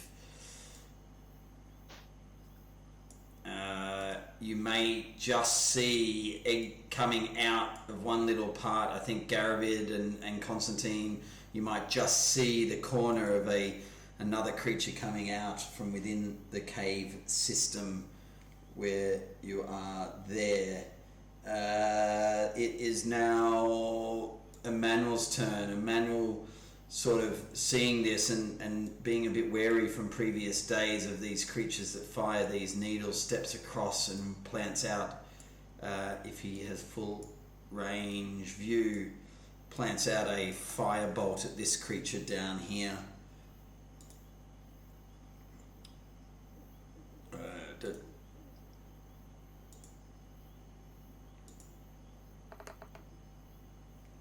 And it goes wide, firing it off, goes absolutely nowhere near this creature, and Emmanuel sort of looks at his hands trying to work out what he's doing. Cirrus, your turn. Cirrus, seeing it, recognising just from the sounds he's made that this is probably the creature that was in the cave, he's going to go off with a stern look in his eyes and say, "Yes, that me, mister. You need a lesson in how to speak with clarity." Well, it's what matters, isn't it? And we'll give him a smack. Give him a smack. Again, that's an 11. Backhander. So you channeling how much damage you feel like you might do beforehand, but firstly try to hit the creature. Hit him I've first. done there. Yeah. Oh, okay. So it comes out there and takes a swing with that first 20. That definitely hits that first that 20. I didn't mean to do it twice. I know, it was just that's all right. Cool. So 11 points of bludgeoning damage with the warhammer down on this creature. You know, it's poor elocution. You know. There's elocution lessons to a creature. I love it. So Back to me, Granny saying that.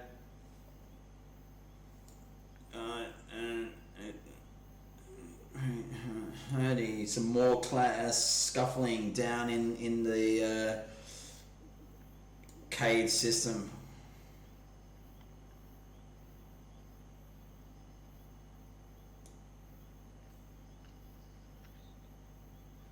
actually. So you see one of these tree-like creatures pop out from inside. You see another one move out to here, and seeing this creature that keeps insulting in a quite racist way its fellow plant life, sees that and decides to take revenge, and will make a fire at you with its thing, but I guess a 12 will miss. Yep, armor class of 13. There you go. So it comes out, it fires the needle. I am not rolling well at all. This is crazy. I should start using the digital rolling. Might be easier. It's all good. He takes a fire out and misses. I will update the turn order in a moment, but it's now Toe's turn. Alright, how fucked up is this thing in front of me? It's got a lot of like pus and sort of spore gas coming out of its chest. It's not like the other ones that have this sappy thing. It's got a lot of... It's the plant version of bloodied at this point in time. Righto. Then I will... My shillelagh should still be active, so I'm going to do that again. Okay. Shillelagh, sail the seven seas, it's shillelagh. That will hit 11 points of damage with the shillelagh. Okay. This creature is not looking very healthy at all at this point in time. Where's Then, Tasco, yeah, guys? As well. I'm staying there. Yeah. That's me done. I'm gonna hang around until he...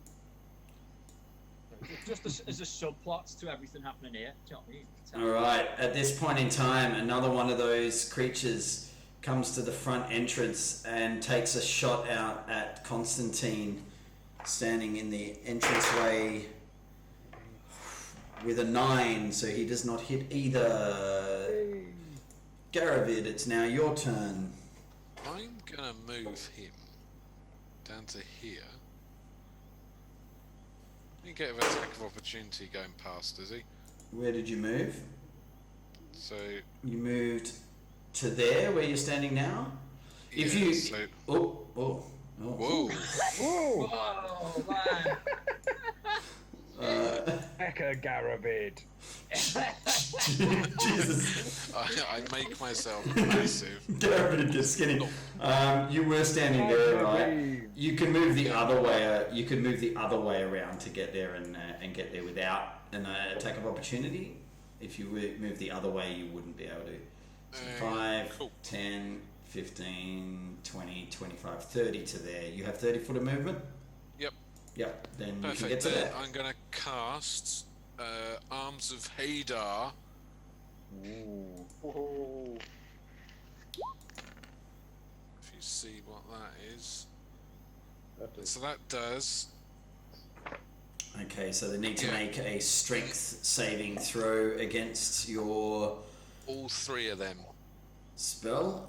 It is a 10-foot cone. All right. What is it? So I can always share it. get a little bit confused by a 10-foot cone myself. 5 foot square, 10 foot, 15 foot. So 10 foot would mean that you get 2 of them, right? These 2. So whichever 2 you would like to get. It's 10 foot. It's a 10. It's a 10 foot. It's not a cone. Sorry, it's a 10-foot circle, right? 10 So foot. that's 10. So that's 10 feet. They're all 10 feet.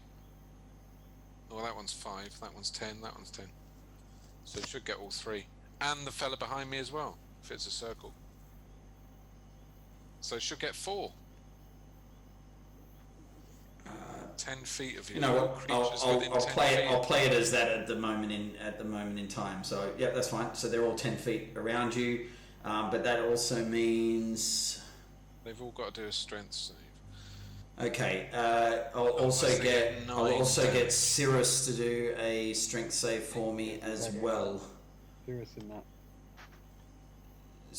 Okay. Strength save of 14. 1 second.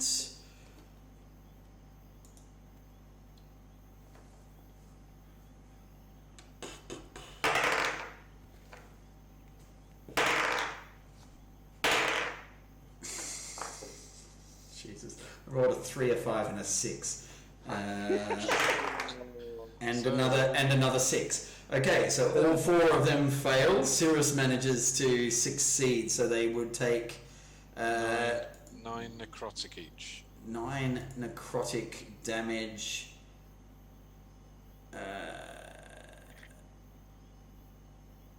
And Cirrus takes 4 points of damage. So Cirrus takes 4 points of necrotic damage, so half the damage. Sorry, fella. Collateral damage. You alright? Other creatures take 9 points of damage, so down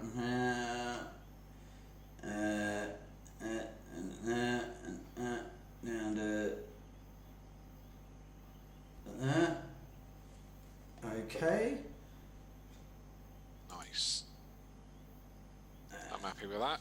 And they because of that cannot take any reactions as well. If anyone wants to do anything else, they lose their reactions as they take this sort of you can describe what you want this dark energy to look like there, Garavid, if you want. Yeah, exactly like who's this fella from this Spider-Man thing? Oh, Venom. Venom, yeah.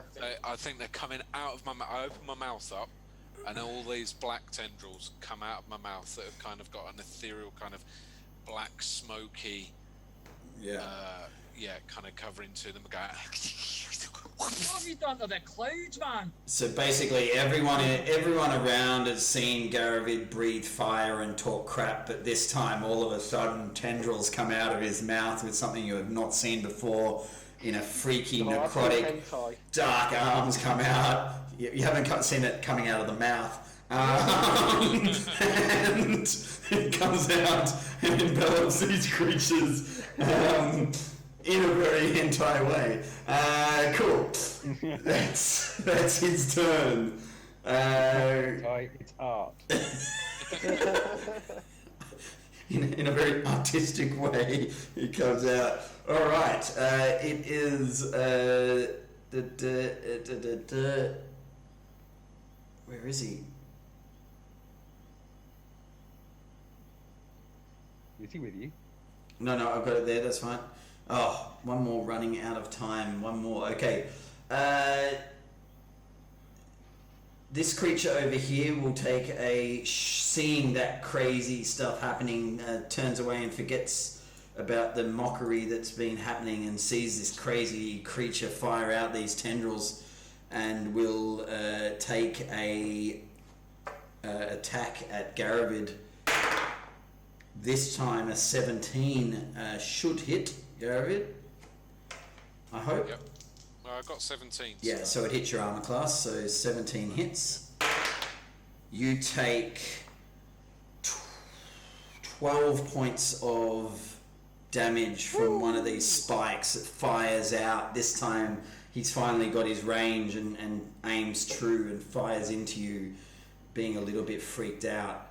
Can I do a hellish rebuke on that? Oh, it's 60 foot. Yeah, so I can do a hellish rebuke on him. Yeah, you can take your reaction to do a hellish rebuke after being damaged. So how many damage did you say again? It's I'll do that. so do 2d10 as the damage. Creature must. No, for that I took. You took 12 points of damage, and it fails. So it will take full damage, and it takes 7 points of damage as Garavid turns around after being whacked by this spike. Turns around and points at this creature with a sort of like "you're next." With these tendrils sort of slowly coming back into his mouth, and yeah, this creature takes 7 points of damage. Okay. 20. That's a shame. 5, 10, 15, 20. Garavid, you have this creature come up to you from the outs, from inside the cave, seeing these tendrils go, and will also make a swipe at you with both of its claw attacks. It will take the first attack. That will be a 21 to hit for 7 points of damage. And it will take its second attack at you with a natural 20. Oh, and I'm dead. For 12 points of damage. And dead. So you guys see. Oh, hang on! I've got this thing. Oh god, that was. Oh god. Where's this? I had this thing. If I get damage, then I get extra. But I may have should have. You didn't necessarily put it on, I don't think. No, this one. Yeah, because of second wind. I do have a. But it was a bonus action, but I didn't use it. Yep. You hadn't used it at this point in time, but yeah. So this creature comes out of the tunnel, moves up, sees these tendrils go back into the mouth of Garavid, sees it get hit, sort of waves the finger off at the creature next to it, and it comes out and angrily just takes a swipe at it with its claws, and then a second one, and you see Garavid just slumped to the ground, not dead, but unconscious at the ground at the feet of these creatures standing there. The other creature here in front, seeing this creature come out and do this, gets a little bit of additional inspiration from that and decides to fight back and looks at Toe directly, actually maybe not. Yes, actually looks at Toe and then just takes also its swipe at him. A 13. Ooh. 13 misses. Yeah. Yep. So it takes its first one and takes a second swipe out with a 10. It takes 2 hits and misses both of them as it swipes out at Toe. Okay, I'm just going to update the turn order quickly. It will probably drop out of Thingo and we'll just come back straight in for the last sort of half an hour, 20 minutes of the thing. Let me just quickly update the turn order. I'll come and get you, Garavid. You can't. He can't hear you. He can't hear you. He's dead. He's dead. He's already dead. Oh, I went out with a bang though, didn't I? You'll be alright. Stormed in there, did some mad magic, and then just got crimped. And just got pasted. Yeah. Absolutely pasted. 12 hit points? Yeah. What am I at? I was -3, but now I'm on death saves. You got, is it up to 10? What's that? You have to, so what are you on now? Minus what? -3 as well. I'm beyond. You I'm can't under fail 0. 3, can you? How's this working, Mark? If I cast heal and get him up to 1, is he conscious? Yeah. Effectively, you just have to get him up from 0. So he's on 0 even if there's a minus in there. Sorry. So if I cast heal and but I've got to heal him with 4 points. Yeah. Rock him. Yeah, just checking. So sort that out. Depending what the dice say. Yeah, 'cause I can heal myself for 1d10 plus 1, and run away. Drag yourself away. And just go and Eldritch Blast him. Because that is mental. Fuck. Sorry, 1 I second. mean, I got an AC of 17 as well. Nice. He rolled pretty. He rolled pretty damn well. I can tell you that right now. 20 and a 20 and a 19. That's You got hit hard.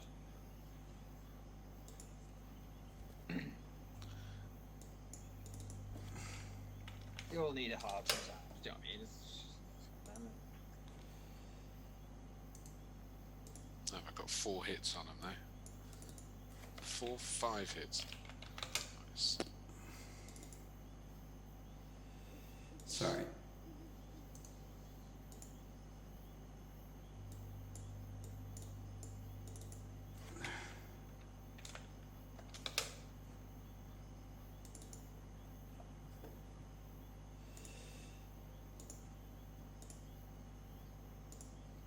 All right, Constantine. Let's just come back in a. Oh, he's doing really well. He's killed loads. He's been hitting hard tonight He has. with the odd sneaky attack. Filth.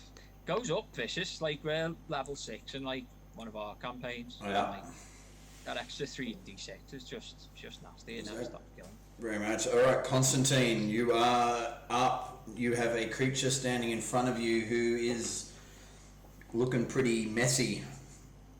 What do you do? Finish him off. All right. On. That will actually hit. Really? Wow. It will. And that is enough to cut it down in front, this creature falling down and dying at your feet. Okay, you look up, there is a wall protecting the entrance to this cave. They all seem jittery and not really loving the idea that you're trying to get into the cave, or at least that's what they perceive. They're sort of... What's Garavid doing? Garavid is on the ground, unconscious, lifeless at this point in time. Not dead, not doing very well. I'll move Still breathing. towards him, yeah. I'll move to him.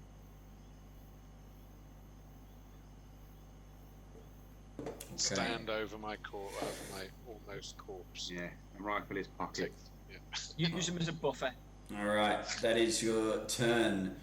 Just pick him up. Alright, Keith, you've seen Garavid go down, Constantine coming across to stand next to him like a servant that he never was, but has been perceived to be, and it is now your turn.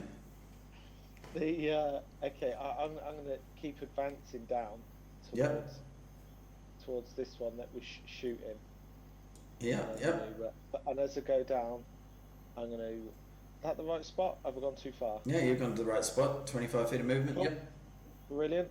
As I go down, can you do like your bonus action first? You can, yes. Cool. So as I go past, I cheer at Sirius and go, "Show him the clouds!" And I give him the bardic inspiration. Okay, so second bardic inspiration provided to Cirrus as you go past and chant towards the heavens. And then turn my gaze back on that one and be like, "Your moss is still not cleared up, mate. You need to get out in the sun." Very nice. To this one here now, or to the one that you've come across the one to? in front, the one that I've been advancing. Do advance up to. So you've had a go at him with vicious mockery again. Indeed, yes. Okay. That will be, because I think he has a -2 to wisdom, that will not be a save. He fails. Mate, Oh, he knows his moss is out of control. mate, absolutely, absolutely. You just don't need to mention it to people all the time. So this creature takes 3 points of psychic damage as this plant is somewhat despondent with this joke that is given to him, and looks very much enfeebled and not really concentrating on his next action. Okay, that's your turn. Okay, this guy in the doorway here, sort of seeing that there are many people advancing and the tendrils coming out, it's not necessarily what he signed up for. He will take a step back from there, and then just surveying the area, will take a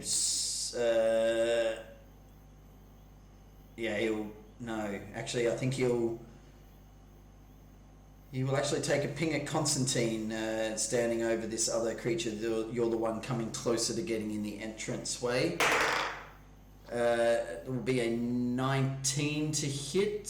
That should hit. Yeah. Okay. For 5 points of damage as he fires off at you with his thing. This next creature you all see coming from the cave entrance, 5, 10, 15, 20 to there, and then There's another fucking one. dashing out We've got of another hour of this, jeez. dashing out of the cave. Another creature comes out and dashes out, trying to block the cave entrance and stop people from getting in to the cave as he dashed up there. That's his turn.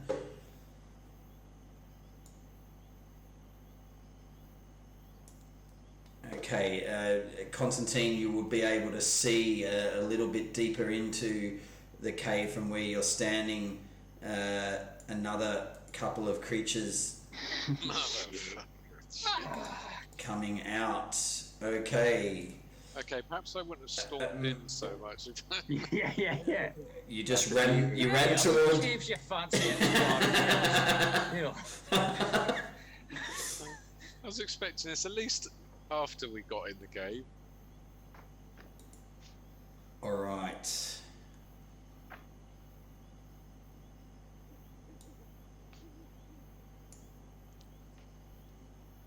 What's he gonna do?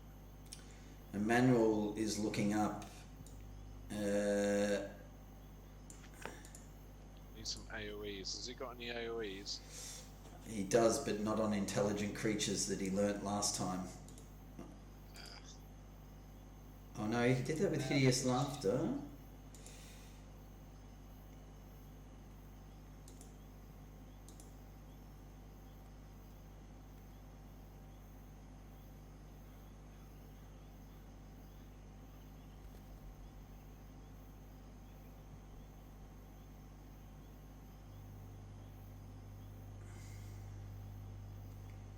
No, okay.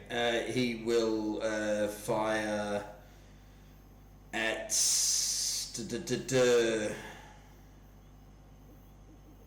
Say this one. Because he's damaged already.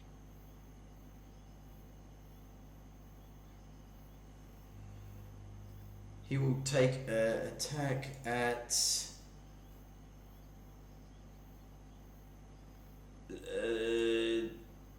this one here. Actually, he'll do a witch bolt at that creature.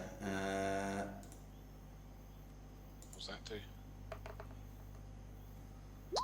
He fires out 17 at second level, so we'll do 2d12 worth of damage, which didn't do terribly much. So this creature takes 6 points of damage, but you guys see that there is like this point of lightning style sort of thing hovering above this creature and staying in position, hovering above this creature in its space where it is at this point in time, doing 6 points of damage to this creature.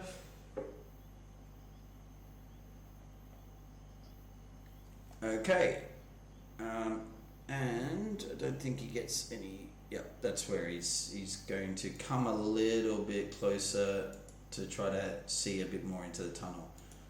Okay, you see another one of those creatures move up slowly into the entranceway. Cirrus. Okay. Well, first up, Cirrus is looking. He's looking very. Almost as like an almost sort of rather manic seal in his eyes as he just thinks of the clouds being inside everybody. You know, that kind of. I'm so inspired by Keith and his words. First, I'm gonna cast healing words on Garvid. Go for it. So Garvid, you actually take 5 points of healing and you're back up to 5 points as you get healed back again, and you're no longer unconscious, feeling invigorated as you get this healing word. Nice. Thank you very much. Oh, that wasn't fun. Now let's get into this guy's face and give him a smack. Nice. 22 definitely hits this guy. Okay there. It'd be fun if I just get battered again by these 3 bucks. Well, that is the risk, isn't it? And 8 points. Taking 8 points of damage.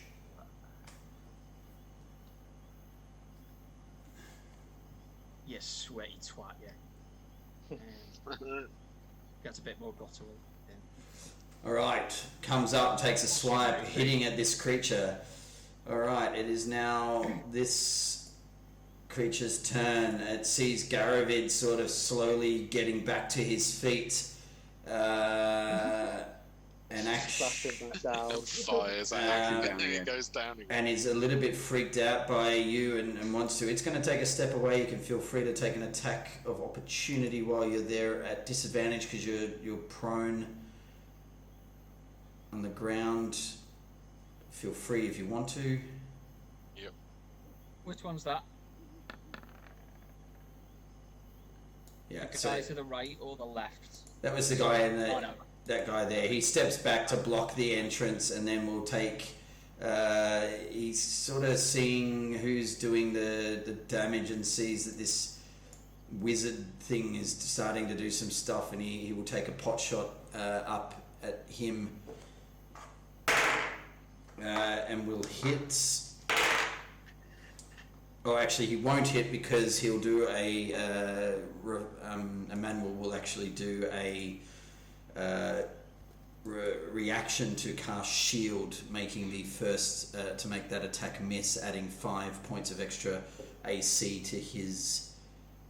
to himself until the start of his next turn. So that actually missed, luckily, because it was like 13 points of damage, but he shielded it out of the way at that point in time. Okay, this next one from in the tunnel comes out, but can't really, or it can get enough at disadvantage trying to volley over the top. It will take a disadvantage attack against Cirrus with a natural 1 is not going to hit as he sort of tries to lob over the top with no real sight there. The next one here, standing there, here's this racist, mockerish slur again, and will take a ping with a 7 will miss as he fires around, and he will also sort of step back to try to block the entrance, not wanting people to get into this cave. Toe, you're standing there. What would you like to do? I want to try and run 1, 2, 3, 4, 5 to here. Sorry, to here. Sorry, go what? Can I get to that? Where did you go from? I want to go from here Yeah. to here. Okay, so this creature here will take an attack of opportunity against you as you run past, and will miss, so that's fine. You run past. Alright, so I get to here. You can move to there, yeah. Alright, then I will cast Thunder Wave. Ooh, okay. Underway. We'll do 15 meter or 15 foot radius of. Okay, so sorry. they need to make con saves. You're doing it at level. Oh, wait, sorry. It's a 15 foot cube. Yeah. So emanating 15 foot from where you are in all directions does mean that it gets that creature there. No, that's all right. So I'll just quickly. Yeah, it shouldn't get any of us. 4, 5, 6. You get 6. That's how you do it, Garavid. Yeah.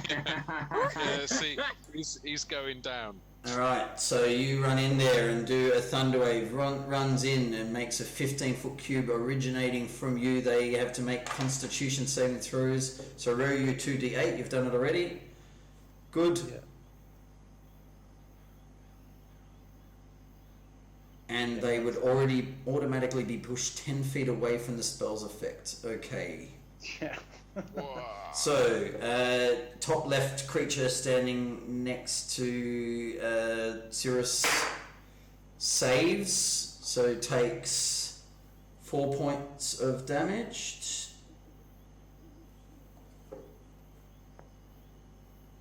This fella gets pushed 10. Does that get pushed 10 back? This creature here, oh sorry, I just drew on him.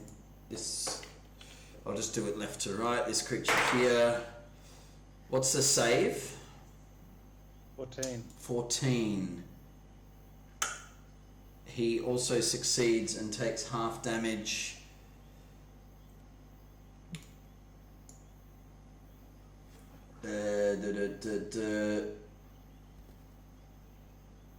He is not looking very healthy at all. This creature here. Oh my god, yep, this creature here, sorry, fails.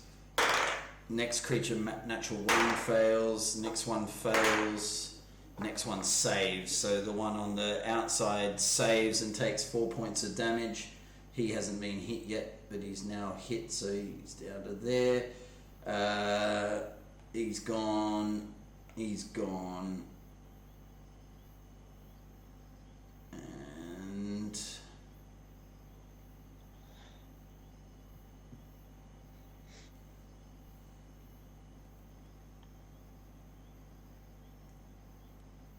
what was it? 9.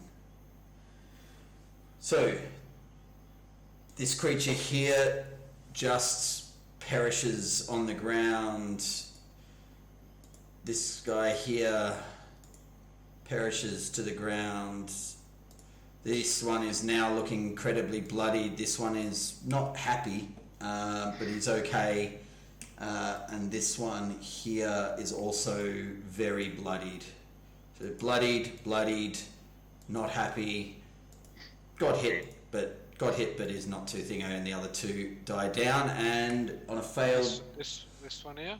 and on a failed save, in addition, objects that are completely within the area of the effect are automatically pushed 10 feet away from the spell's effect. So He saves, Rich. So, He saved, did he? this guy gets pushed out Save, there. you're not pushed back at all. This one doesn't get pushed back because he's saved. This one saves, so that one gets pushed back. That one, so there you go. Nice. Not bad at all. And as my bonus action, I just want to flip them all off. Okay. So you see Toe run in and just make an absolute massive racket as he goes in there, making that. This creature hearing that racket, turns around and gets a little bit spooked, seeing that the entranceway is opened up and being a little bit worried. Will actually move to there, taking an attack of opportunity by Cirrus if he wants it. And then we'll come back and stand on. I'll just get rid of that guy. That 16 will hit, so take your damage on there. Can I have one on him as well? No, because you already took your attack of opportunity before. that's right. Yeah. 10 points of damage. He is now looking bloodied as these pores open up and he starts like a sponge that's been put in flour, pops in the air as you hit him. Backhand strike with the warhammer. Backhand strike with the warhammer as he runs away, but he does run up to Toe, seeing that he sort of was the place that this sound emanated from, and will take 2 swipes with the attack. The first one is that's a 6, a 9, 11, that will miss. 17, 22 will hit, I expect. So you will take 1d6, 6 points of damage from his claw attack. As he takes Can you do that? 6 points of slashing damage at toe.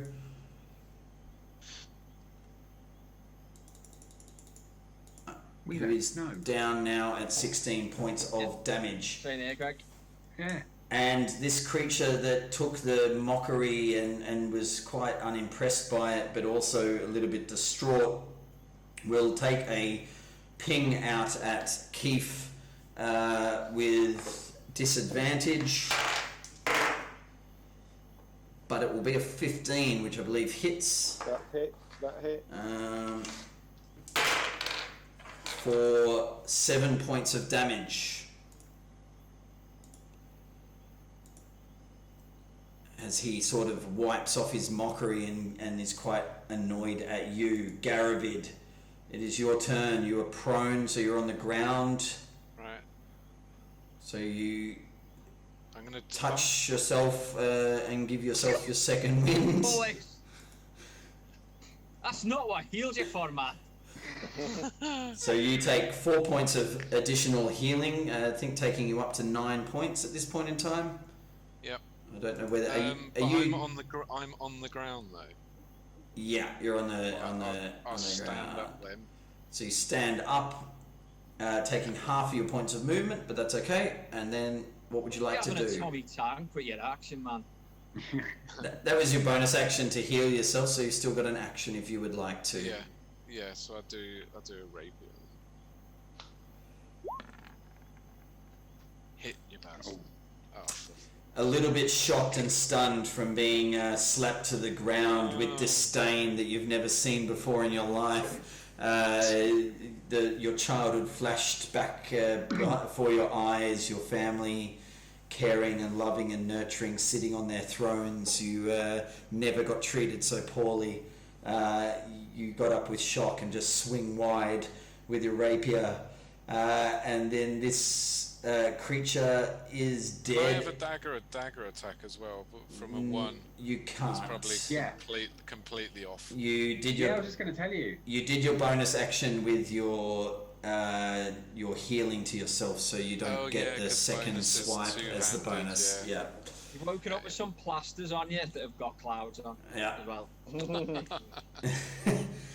And at that point in time, and with the plan to finish at half past, I will say that that's a point in time. The creatures are sort of pushing back, wanting to try to stop you from entering the building at this point in time. There's another one down here. Garavid has gone down and has come back up again. Toe is showing off some things that he's never done before and making a lot of noise while doing it.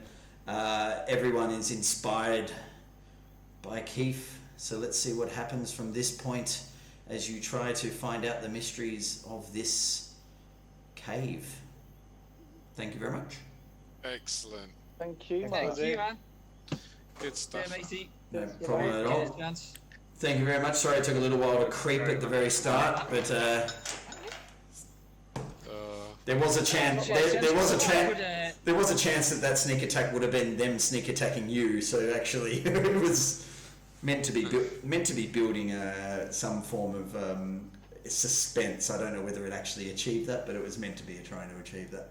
Yeah, good. It did, because So there you I go. don't think any of us expected them to appear in such. It's such Yeah. large numbers. I was like, Those oh, no, numbers, Yeah. and they're pretty hard as well. I mean, these Yeah. little fellas get about 5-6 hits. Yeah, Go down. he's good. Yeah. If you're in a way, very lucky that I can't roll much above a 6 or a 7. I think these dice. Yeah, otherwise, we'd all be It's fucked. like that, though. Yeah, the digital when you dice do are a lot hit- more generous. Digital dice, I don't know whether I was wondering about this the other day, but I'm sure it's not the case. But I was sitting there going, when you don't pay for the subscription, like, do you get more natural 20s when you do pay your subscription, or do they do it that at certain points in time, up to a certain number of hours, they decide whether you're going to pay? So as you're getting closer to 100 hours of playing, they start giving you more natural 20s and high numbers, and you're like, I love this game, I'm going to continue playing it and pay money. Like, And then when you get past 100, they go, these guys are never going to pay. And then it's like natural one. Like, It's like YouTube with them like giving you up. It's like I'm not gonna click on any of them. Just pack it in. You're pissing me off. no, I must admit, I actually will. I will pay for the subscription to Roll20 at some point in time, just because I am using it so much, and I do